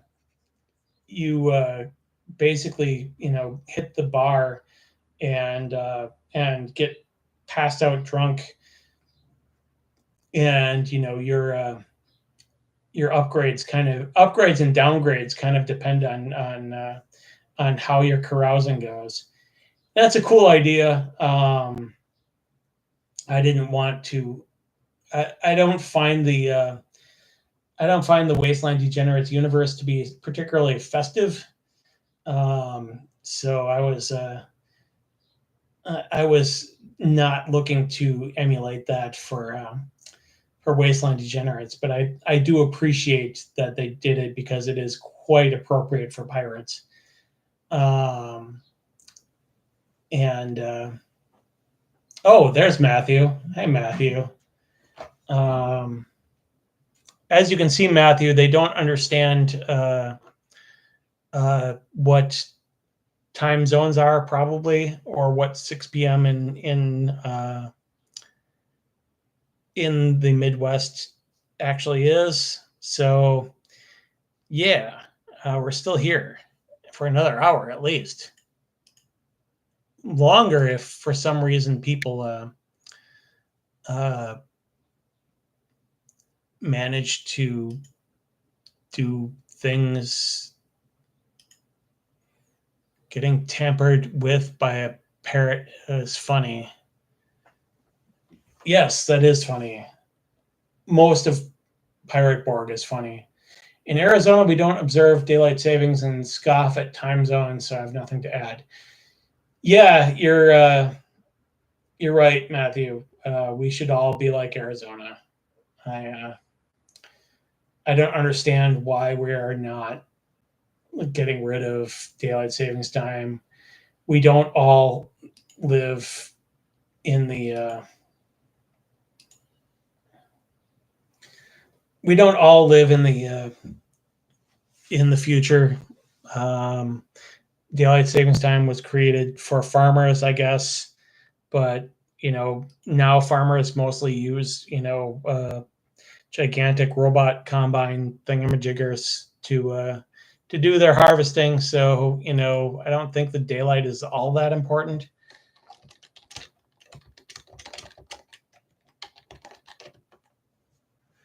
Let me see here. And we're still at.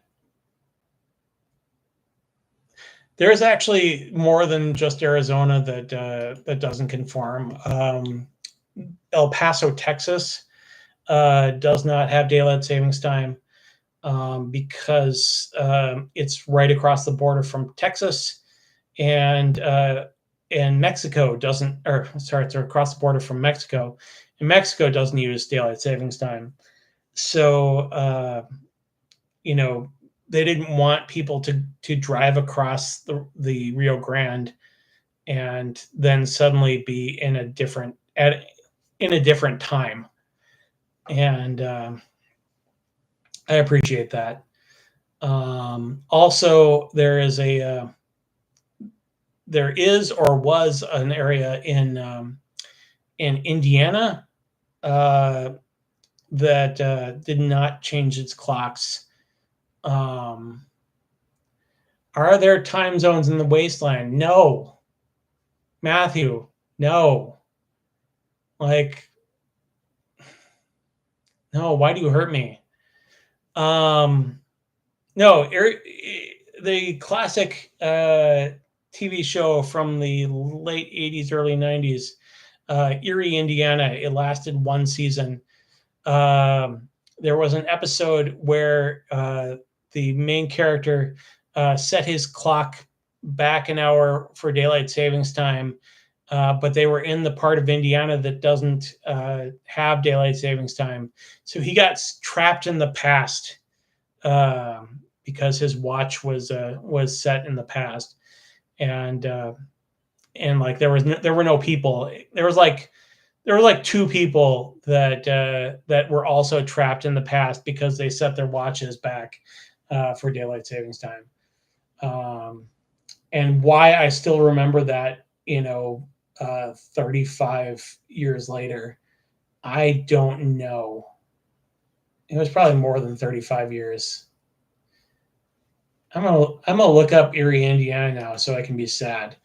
Uh, Erie, Indiana, American television series. 1991 to December 1993. Oh, it lasted longer than I thought it did. But yeah, I was 16 to 18 when that was on.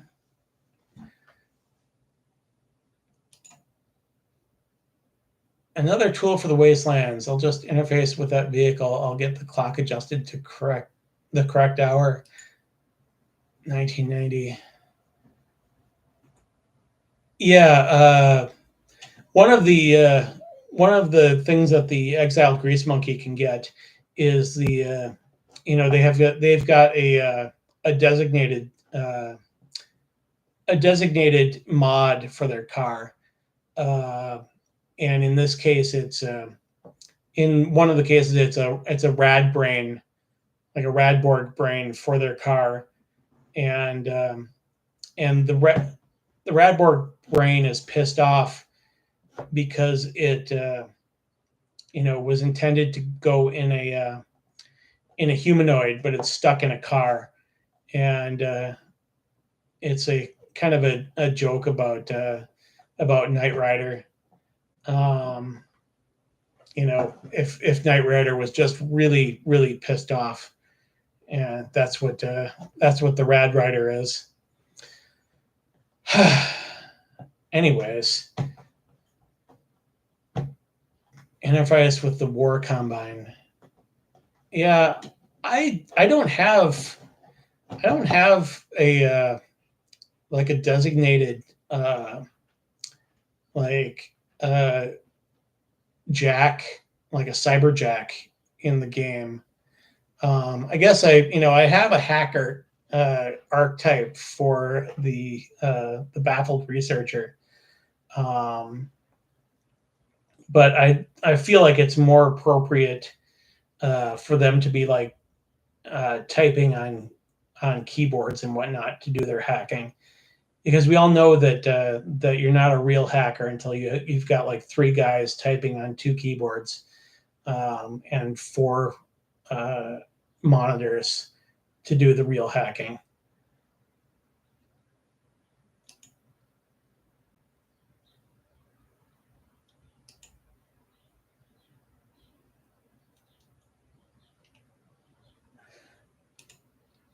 Let's see here. Still 459 backers. 53 minutes left. It may be that not only do we not go into overtime mode, but but we but we don't reach 460 backers for the final epilogue. And we all know that I'm such a hardcore dude that I will never ever write that epilogue for my rabid fans that have been harassing people to pledge at the lowest tier just to keep this thing going. Matthew knows what a jerk I am.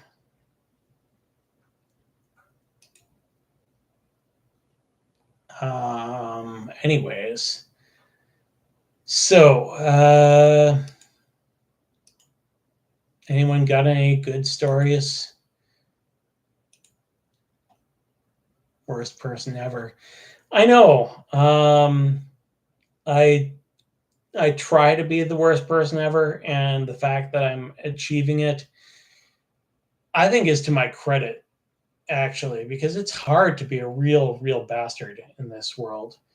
Um, they make you feel so bad for just uh, kicking dogs and setting fire to children. And for the FBI people that just joined this call, I would like to say that nothing I said there is accurate. I am a upstanding citizen and government employee, and I would never do anything bad or illegal. Certainly not setting fire to children. Between Necromunda campaign and the Fallout RPG, I feel my crew can get behind this and all the cruelty involved. It's funny that you should mention Necromunda, because like when I first learned about Necromunda, I very much wanted to play.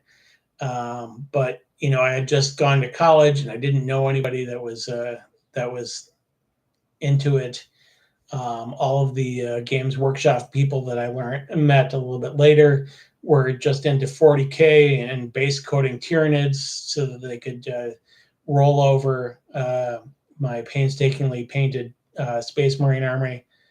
But Necromunda always looked super cool to me, and I very much wanted to have a computer game based on Necromunda, and they eventually made one, and it was terrible. Like I did not enjoy it at all. Just the same as the Mortime game, I just did not like it. But like played 40K hardcore for a few editions through Kari Main. Yeah, I know that about you, Matthew. You didn't need to say it. But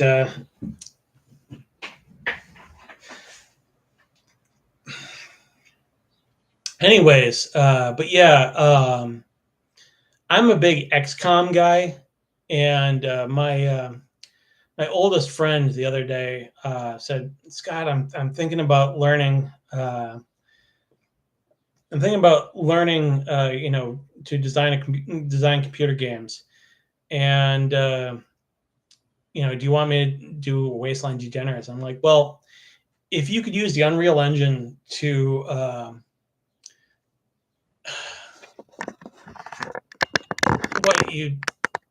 okay, fine, you win, Matthew. You're a cool kid. Anyways, but yeah, my buddy, is talking. He says he's bored. He wants to learn, computer game design for Unreal. And I'm like, well, if you can use the Unreal Engine to make a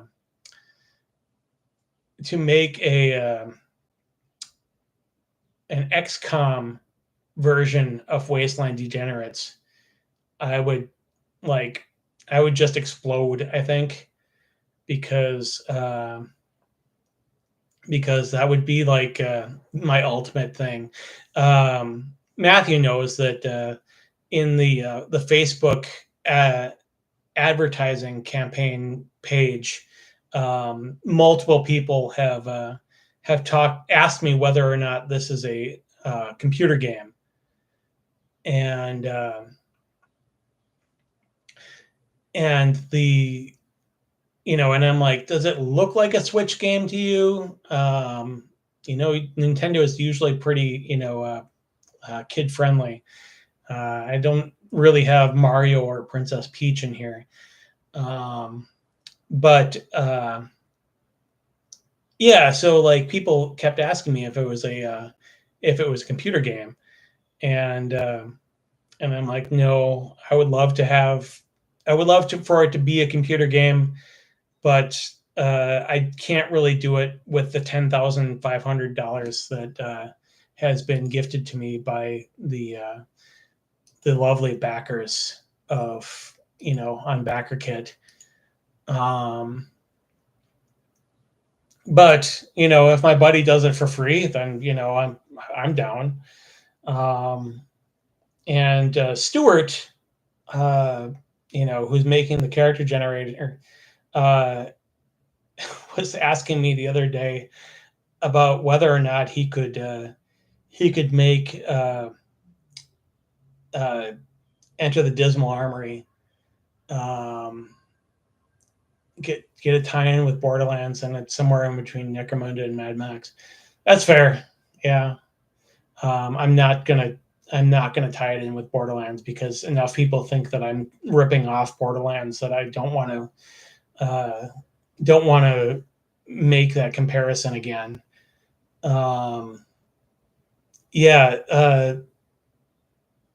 Apparently, like, people have been saying that I'm ripping off all sorts of different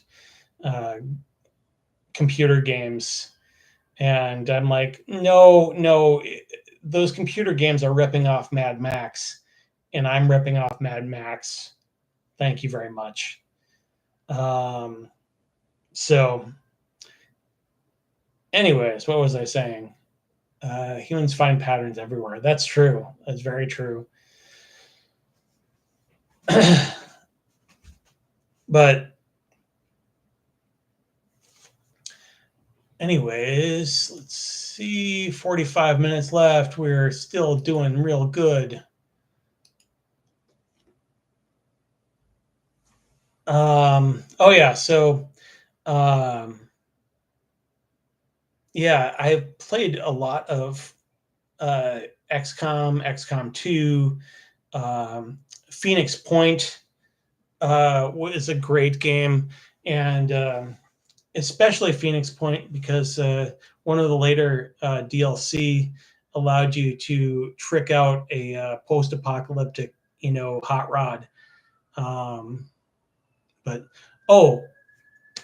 That's what I was saying. Yeah. So Stuart asked about making Dismal Armory interactive, like making a version that you could play on your computer. And I was like, if you want to do it, Stuart, then do it. I'm pretty down. Um, but yeah, Stuart likes a challenge. So um, if he comes up with something like that, I will be impressed and also grateful. Um, I don't even know that I want any money for that. You know, if Stuart wants to sell that himself, then he did all the work, even though it was my game to begin with. Um, but I think that Blood in the Bleak Roads would be an even bigger challenge because you know you actually have essentially a second character in your car to try to trick out, you know, like to add on, you know, mods and whatnot.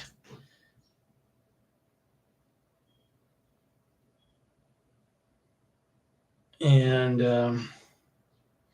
my friend who made the last donation said she wanted to be the cool kid. Um, I will I will text her back a smiley face with hearts emoji.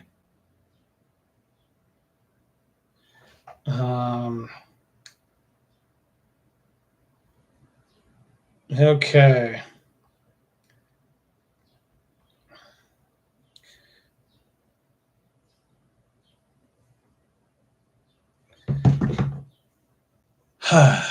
Anyways, yeah. So Necromunda, awesome idea.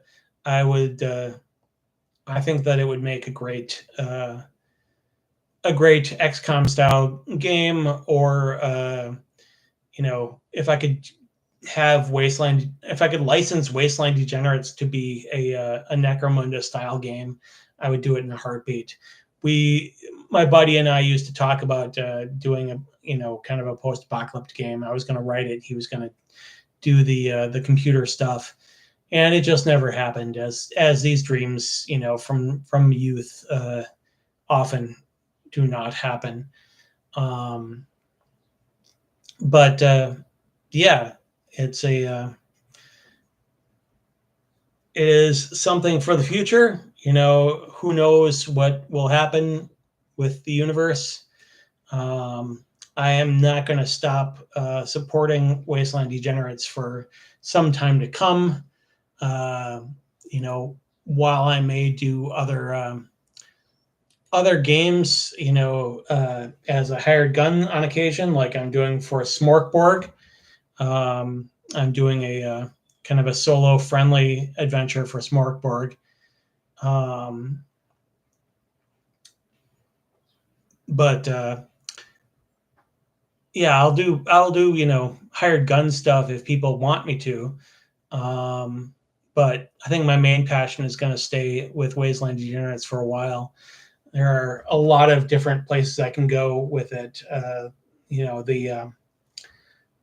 I'll get into some actual new data here. So I told you about the 1.5 adventures. The first one being Reaver's Rhapsody, the second one being Asphalt Dirge, and the third one that I'm going to do is uh, is called Hole Rollers. It's kind of a play on Holy Rollers, but it's absolutely not at all written yet. But it's the concept is there of the players finding a weird cult that does races around a pit in which there is a tentacled horror. Uh, and I think there might be a tentacled horror in the pit and a tentacled horror in the ceiling, and they have different effects on the races that they do, the cult does, and in order to players might get captured, and in order to get free, they would need to win a race around the hole, and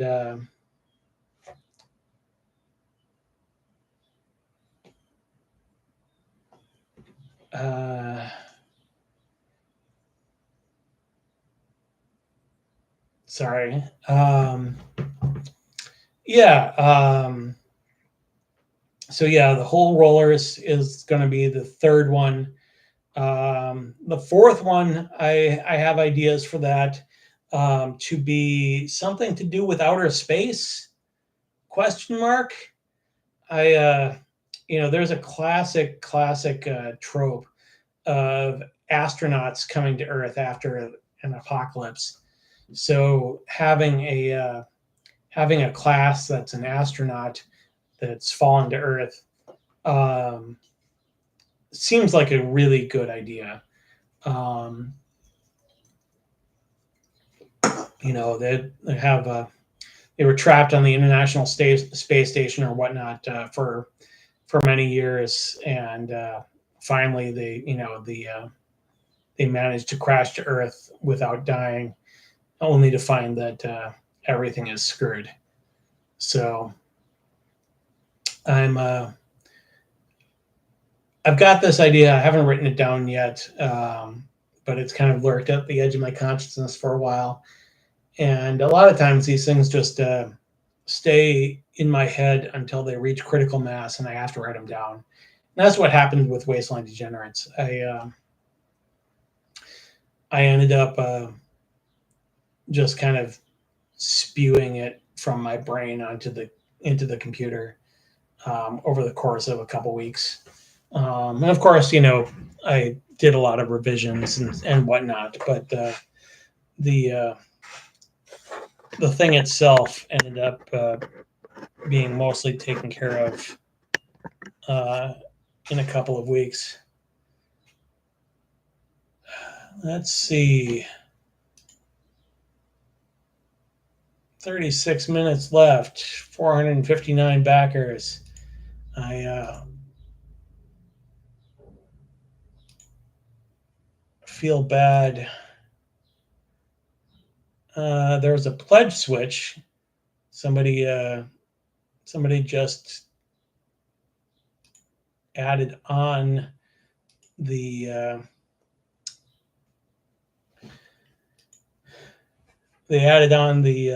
Blood on the Bleak Road, so that's cool. Thank you, Zerbads, who is on the Gamma Marauder tier. I was pleased that all 100 of those sold out. But let's see here.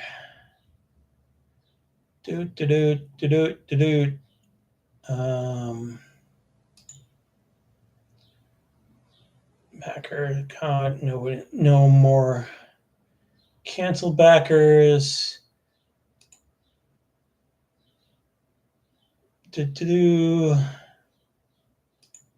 Add-ons. Oh, we're up to 53 people who have gotten Blood on the Bleak Road, the physical version. I'm pretty pumped about that. I definitely want to get that out there for people.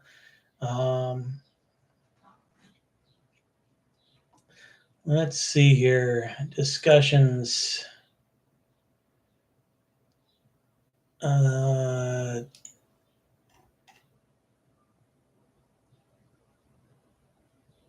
Yeah, John Jones is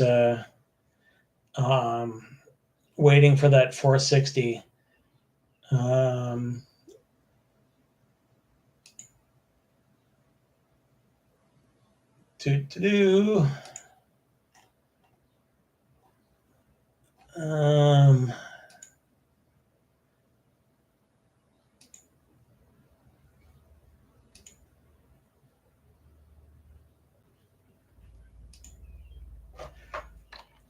Oh, you're slowly understanding add-ons. Yeah, the add-ons are a fun thing, and I think that you'll be able to adjust them when you do your survey. And they wanted me to start working on the surveys yesterday, but I'm like, I am so burned out on this campaign that it's going to take a while for me to get around to anything like that. So yes, and stream. Yeah, Zerbad's got the Bleak Roads. I'm very happy about that.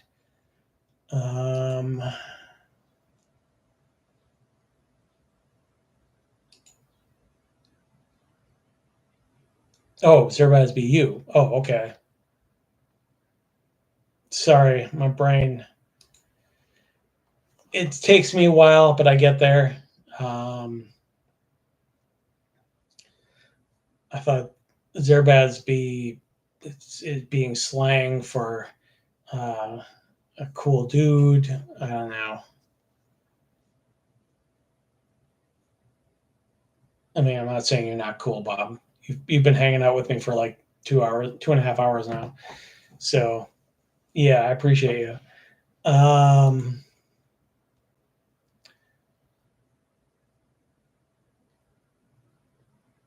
Started streaming 2 hours ago.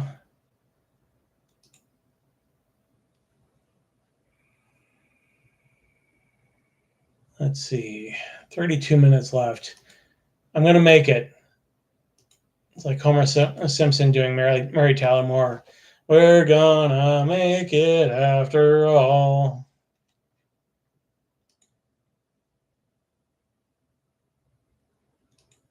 Thanks, Matthew.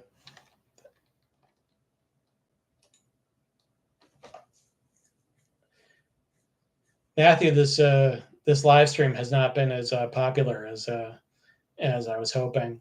I was, looking to fight off new pledges with a stick, but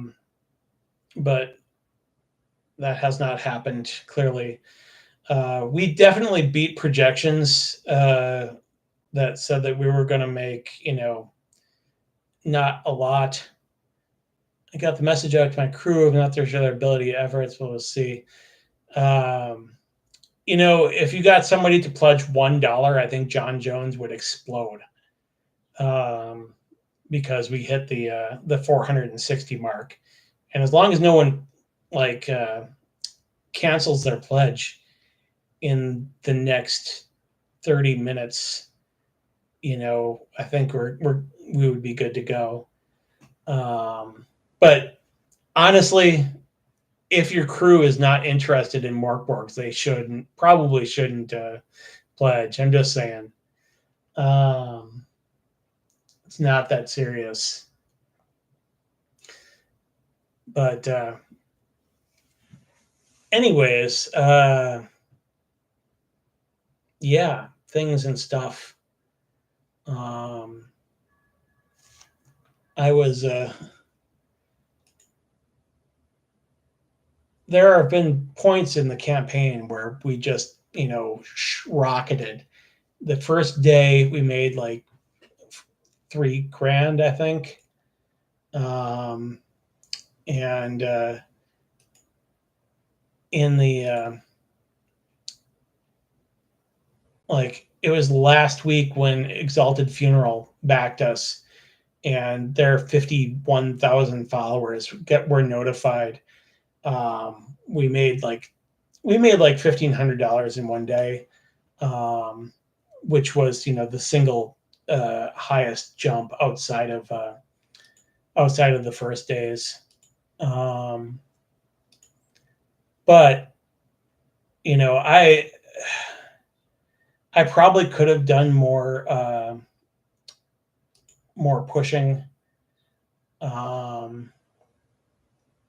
for this today, but quite honestly, I was tired, and I did get boosts on, Talk Morkborg and a few other places from folks like Chris Sampson, who's, just insane to the point of insanity about games. He just loves games, and he is so enthusiastic. And I'm like, just bless your soul. I cannot be that enthusiastic even for my own game. Chris is great. Don't get me wrong. Another painful thought in that horrid Americanese consumerism is market saturation that is Morkborg. The other side of the coin, I find your good work from Exalted's exposure. Oh, okay. That's cool. I like to hear that. Like I was in talks with Exalted Funeral about seeing if they were interested in publishing me. But they, they're busy guys. There's like 10 guys, and they're a record label and as well as a role-playing game label. So, they're busy. And so they just never got back to me. And so I'm like, okay, well, the classic line from Bull Durham is "fuck you, Jobu, I do it myself." And so we did it myself.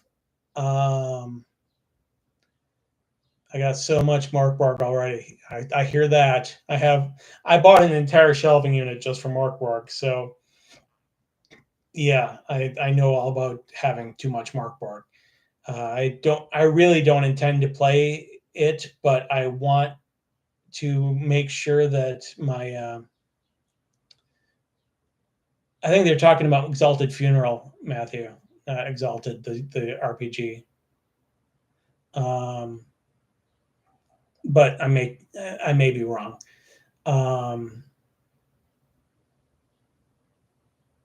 Oh, okay. Yes. Nothing against Exalted for not publishing me. That's definitely not.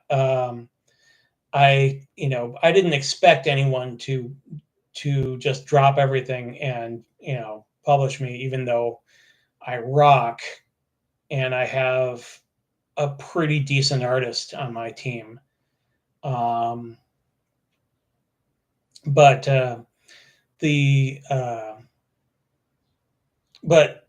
been in talking with them, and when I actually released the campaign, I got back to them and said, hey, do you guys want to back my campaign? And they were like, oh, you still exist. You actually did it for yourself.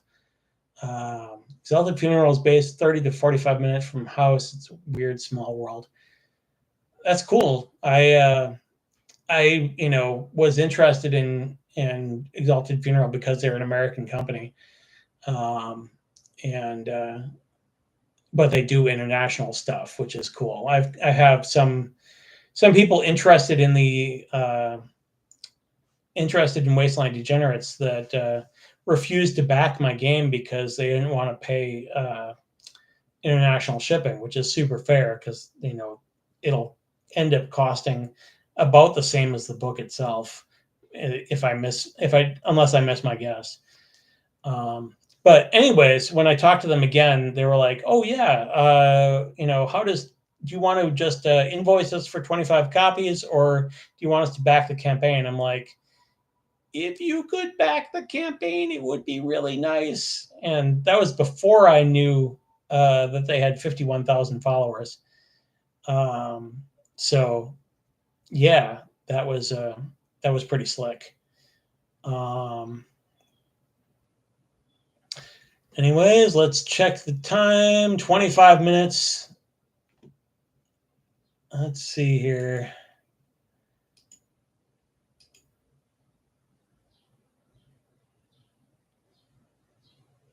Only my dad responded to my Facebook message, and he doesn't necessarily need to back me because it's my dad. I don't want him to back me. Not because I hate my dad, but because I just want to give him the book that I wrote. That's my dad. Anyways, moving on.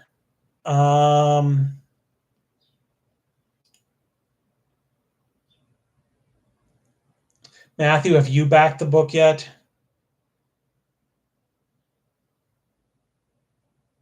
I have a feeling that you're a treasonous person who has not backed the book, because clearly your contribution has had no effect otherwise. I'm lying, of course. Matthew is illegally copied the PDF from my working folder to my gaming PDFs folder. Don't tell anyone. Matthew, it's lucky that you have a baby that I like, because otherwise I don't need you copying my stuff illegally. I sent you that stuff in confidence. But if you're going to stab me in the back, all bets are off, buddy. I'm gonna go team up with Metalhead Baby, and we're gonna exact justice.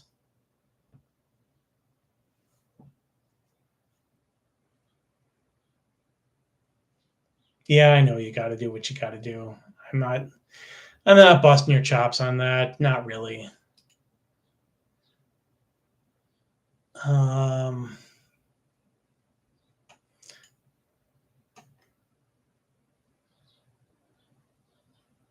It does feel a little bit weird that we had a bunch of people sign on to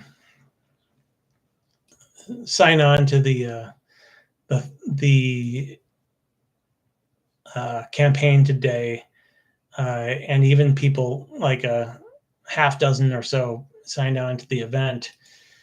But we had up to 7 people at one point, I suppose. But then I started talking about AI, and like all of them logged off. I think it was the politics was pretty messy.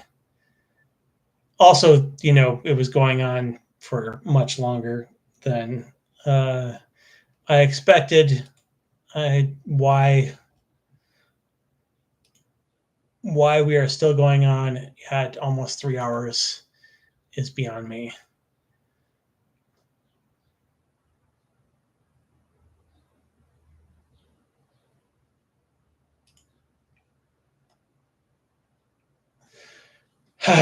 Anyways, so yeah, Matthew, I sent that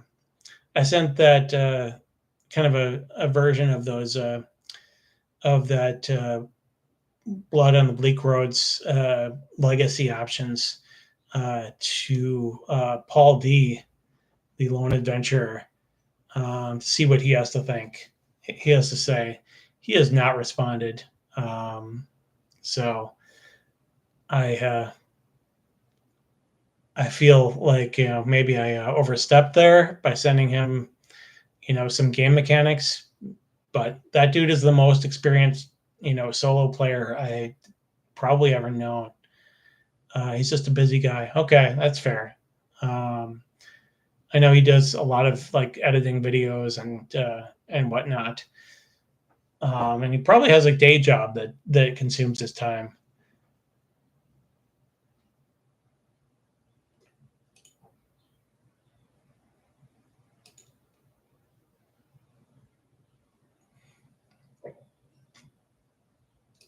No, I don't think that's the case. He was actually really cool when I was posting on his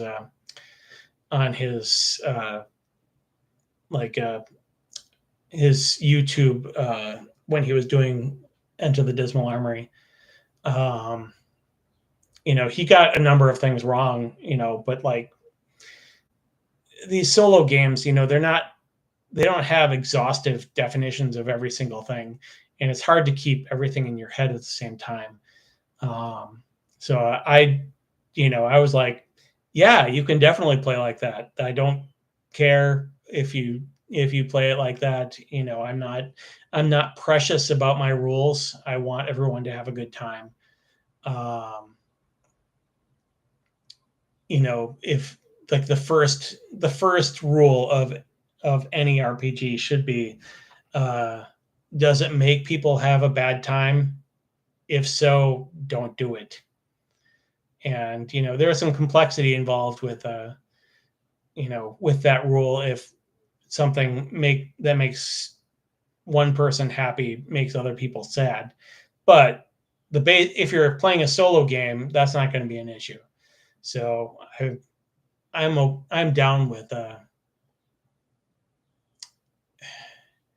yeah. I'll show up at your house and make sure that you're rolling the dice in the tray, because if you don't roll it in the tray, then uh, you skew the results, and the dice could be cocked dice, and it's just a mess. Don't do it. Um, to do oh 460 backers with 17 minutes left. Woot woot. Thank you, Alan7303. You are a true Wasteland degenerate, just like your pledge. I am stoked that we got that we got 460 backers. Even if somebody cancels their pledge at the last minute, I will still write that epilogue for John Jones, because it will make that guy so happy. Yeah, we didn't. We're not going to hit the. We're not going to hit the 11,000 mark. That's for darn sure. But we are going to hit the 460 backers, and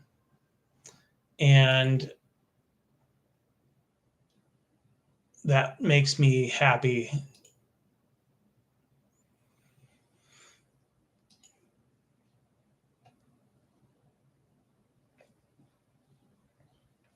Anyways, 16 minutes left. Good job, Alan.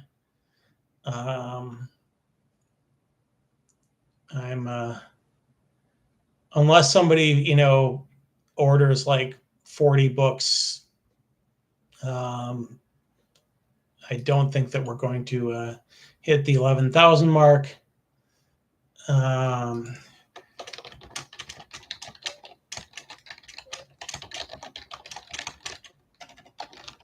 All right.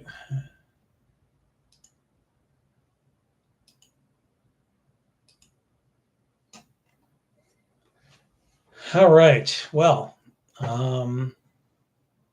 that is an achievable goal, and we'll do T-shirts for the hardcover. I have a feeling we'll have more money to play with in that in that campaign. That's the word I'm looking for.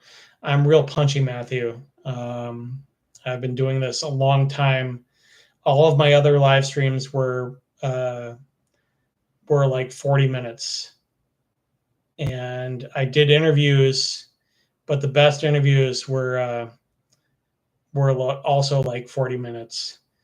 The ones that were 2 hours were very difficult for me to just keep a smile on my face and general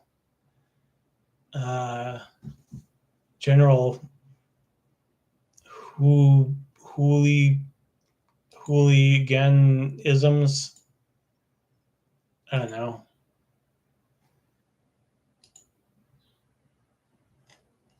Let me check the Discord. Nothing interesting. I even posted this on the crowdfunding stuff for the Discord.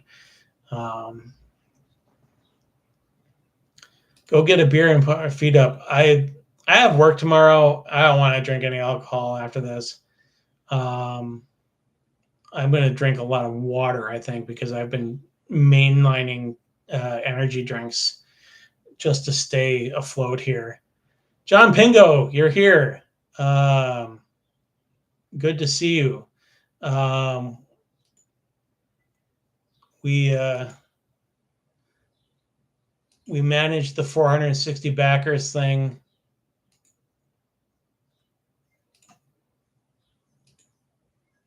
And but we didn't manage the $11,000 thing, which is fine. I don't think that we could be described as a failure in any reasonable metric. Although metric and reasonable don't really belong together, because we're civilized people that use the imperial system, not the metric system. Yeah, things and stuff. 12 minutes left.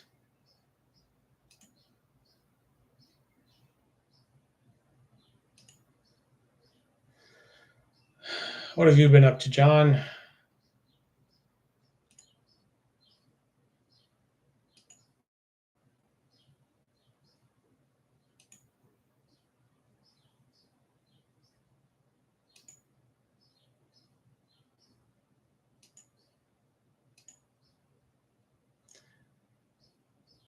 All right. Yeah, go have a beer. Thanks for hanging out with me for so long, Bob. You definitely held up your end of the bargain here. So I appreciate you. Have a good night. Go get that beer.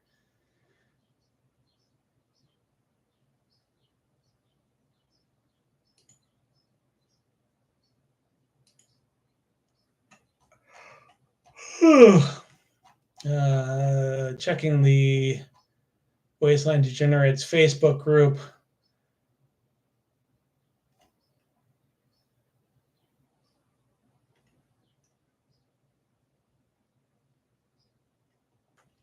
Yeah, unfortunate that we won't be doing the t-shirts this time, but t-shirts will happen eventually.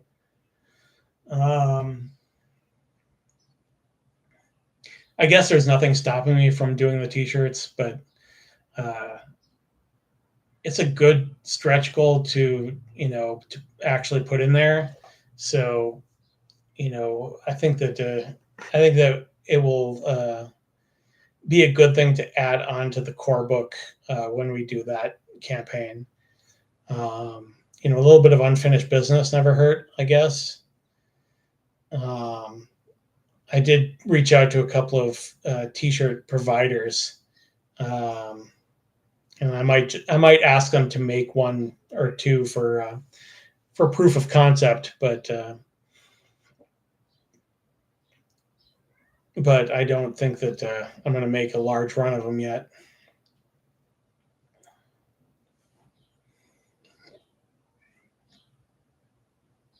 So, anyways, I'm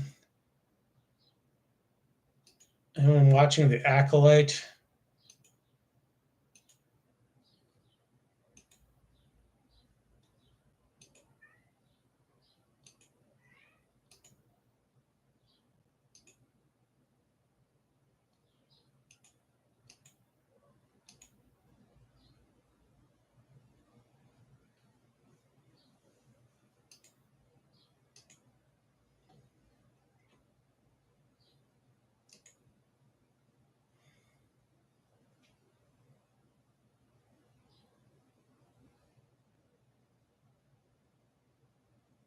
Why does it always seem to be me looking at you and you looking at me? It's always the same. It's just a shame. That's all.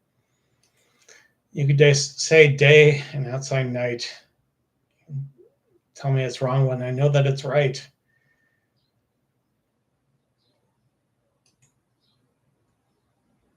What, nobody's going to call me on this? Okay. Nobody's actually listening. Congratulations on a great campaign. I'm really looking forward to running Wasteland Degenerates. I am looking forward to you running Wasteland Degenerates too.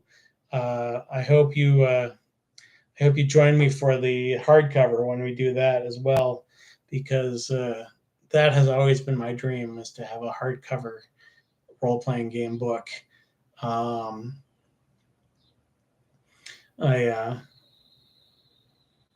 I really feel like with the reception that we got for this, I probably could have done this as a hardcover and gotten enough success to get it done. Obviously, we don't have the resources to just get the entirety of the book done right now. I'm going to be putting about 25% of the money that we get just in my savings account, so I can pay taxes next year, or pay a accountant to find the loopholes, because that's what you do if you have money. I don't know. But if I was charging $35 a book, it's impossible to know if we would have gotten as much buy-in. But I know some people, are specifically not supporting this campaign because they want to wait and support the hardcover when it comes out. And so that is a bit of a conundrum. Would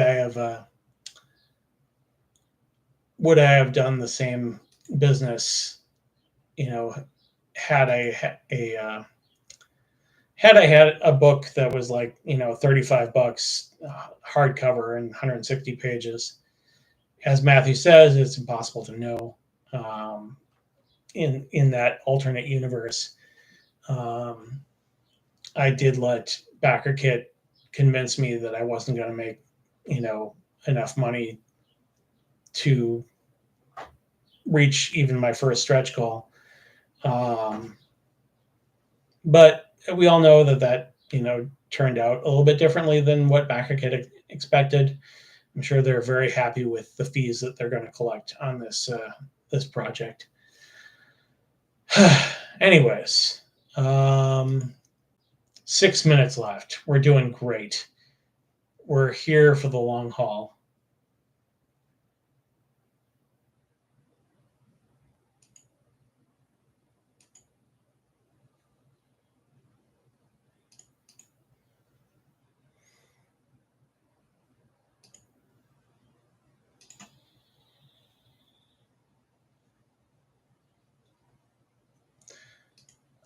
Oh, I wanted to tell you guys, I got Down Bad from Icorn. It is very good adventures. A lot of these cyborg adventures I could probably adapt to running in Wasteland Degenerates. So I'm pretty pumped about that. Although I've been waiting on the Metromancer for like over 2 years now. I got a message from the creator saying that it was delayed again, and apparently it's done, and it's just a matter of customs from Sweden to the United States. So anyways, let's see here. No new pledges. 4 minutes.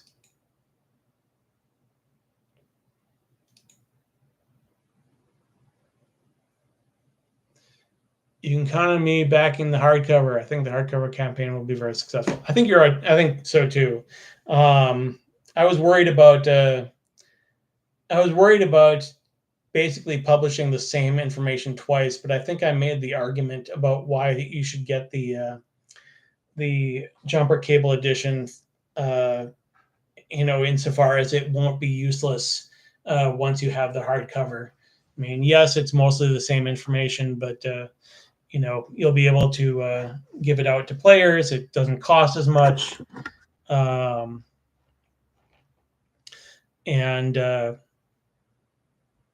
yeah, it's and I'm gonna have a bit of extra stuff from the stretch goals that won't be in the core book. Like um, you won't be able to see Brian Collins' monster or the Mad Networks monster um, in the core book because I have pretty much planned out what's going to be in the core book, and I think that having this as being exclusive to the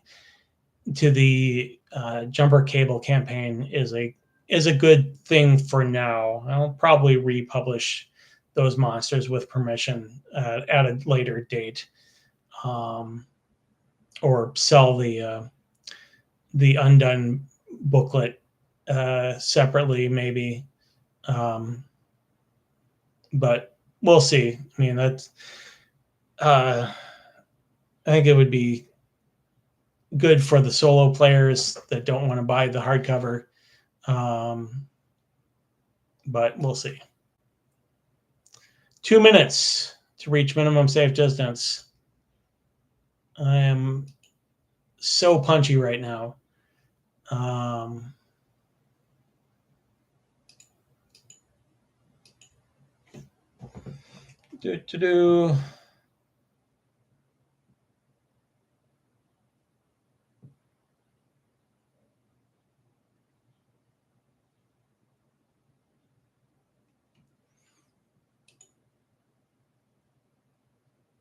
Although I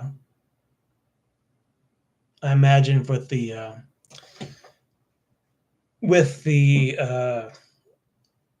hardcover campaign, we'll need stretch goals as well. So maybe I'll reprint the guest creator monsters in something in the hardcover campaign. I don't think I'll do Undone again with the mission generator, since that'll be in the core book. But we'll have to see. 50 seconds. Do do do do do do do do do do do do. Do do do do do do do do do do do do. 25 seconds now.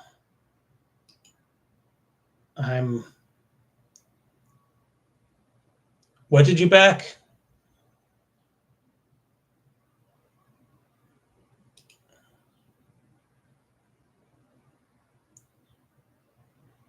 All right. 6, 5, 4, 3, 2, 1. And I'm done. Oh my God. Okay. Whew. All right. Let's see if I get any emails right away. Congratulations. Wasteland Degenerates Jumper Cable Edition has ended. You and 460 backers raised $10,547. Take a moment to celebrate and let your backers know that they should expect in the coming weeks with an update. You guys can get that tomorrow. I am not going to write an update today. I am so tired of being involved with all of this.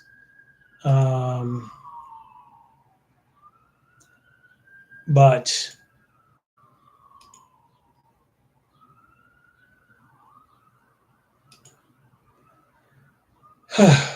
okay.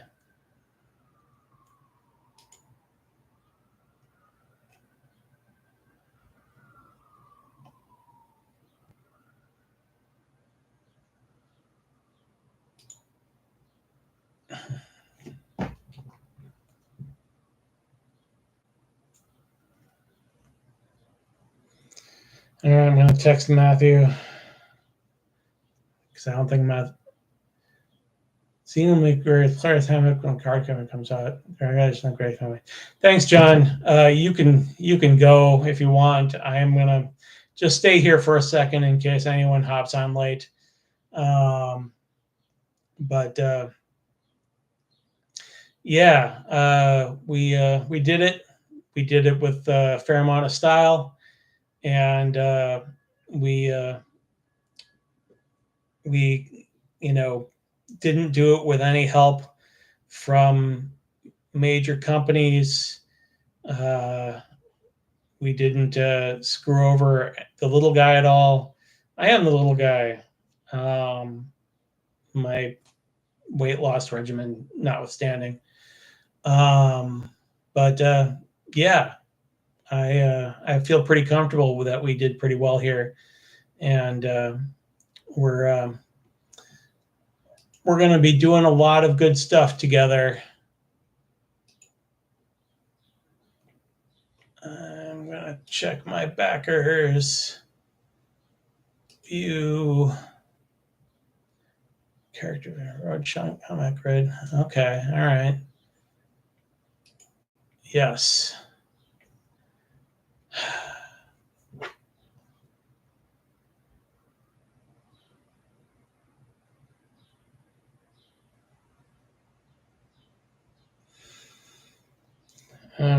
Oh yes, I was going to message Matthew.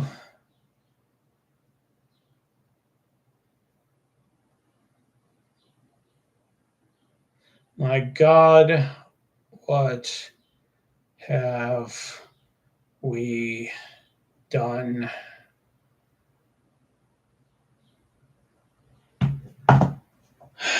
Okay. I'm going to heart myself here. Heart. Celebration. 100.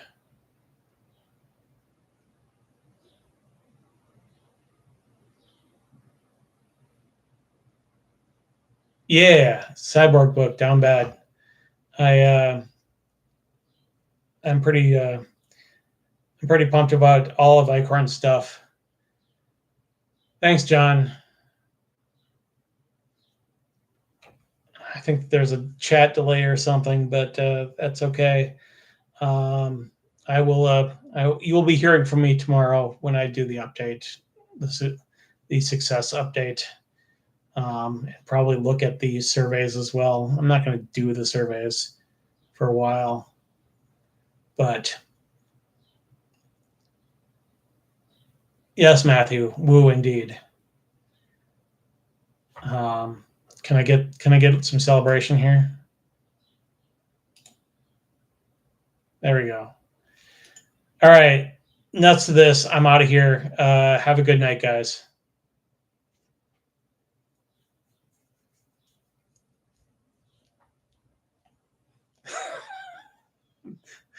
Thanks, Matthew. Goodbye. Goodbye. Goodbye now. Goodbye. See you later.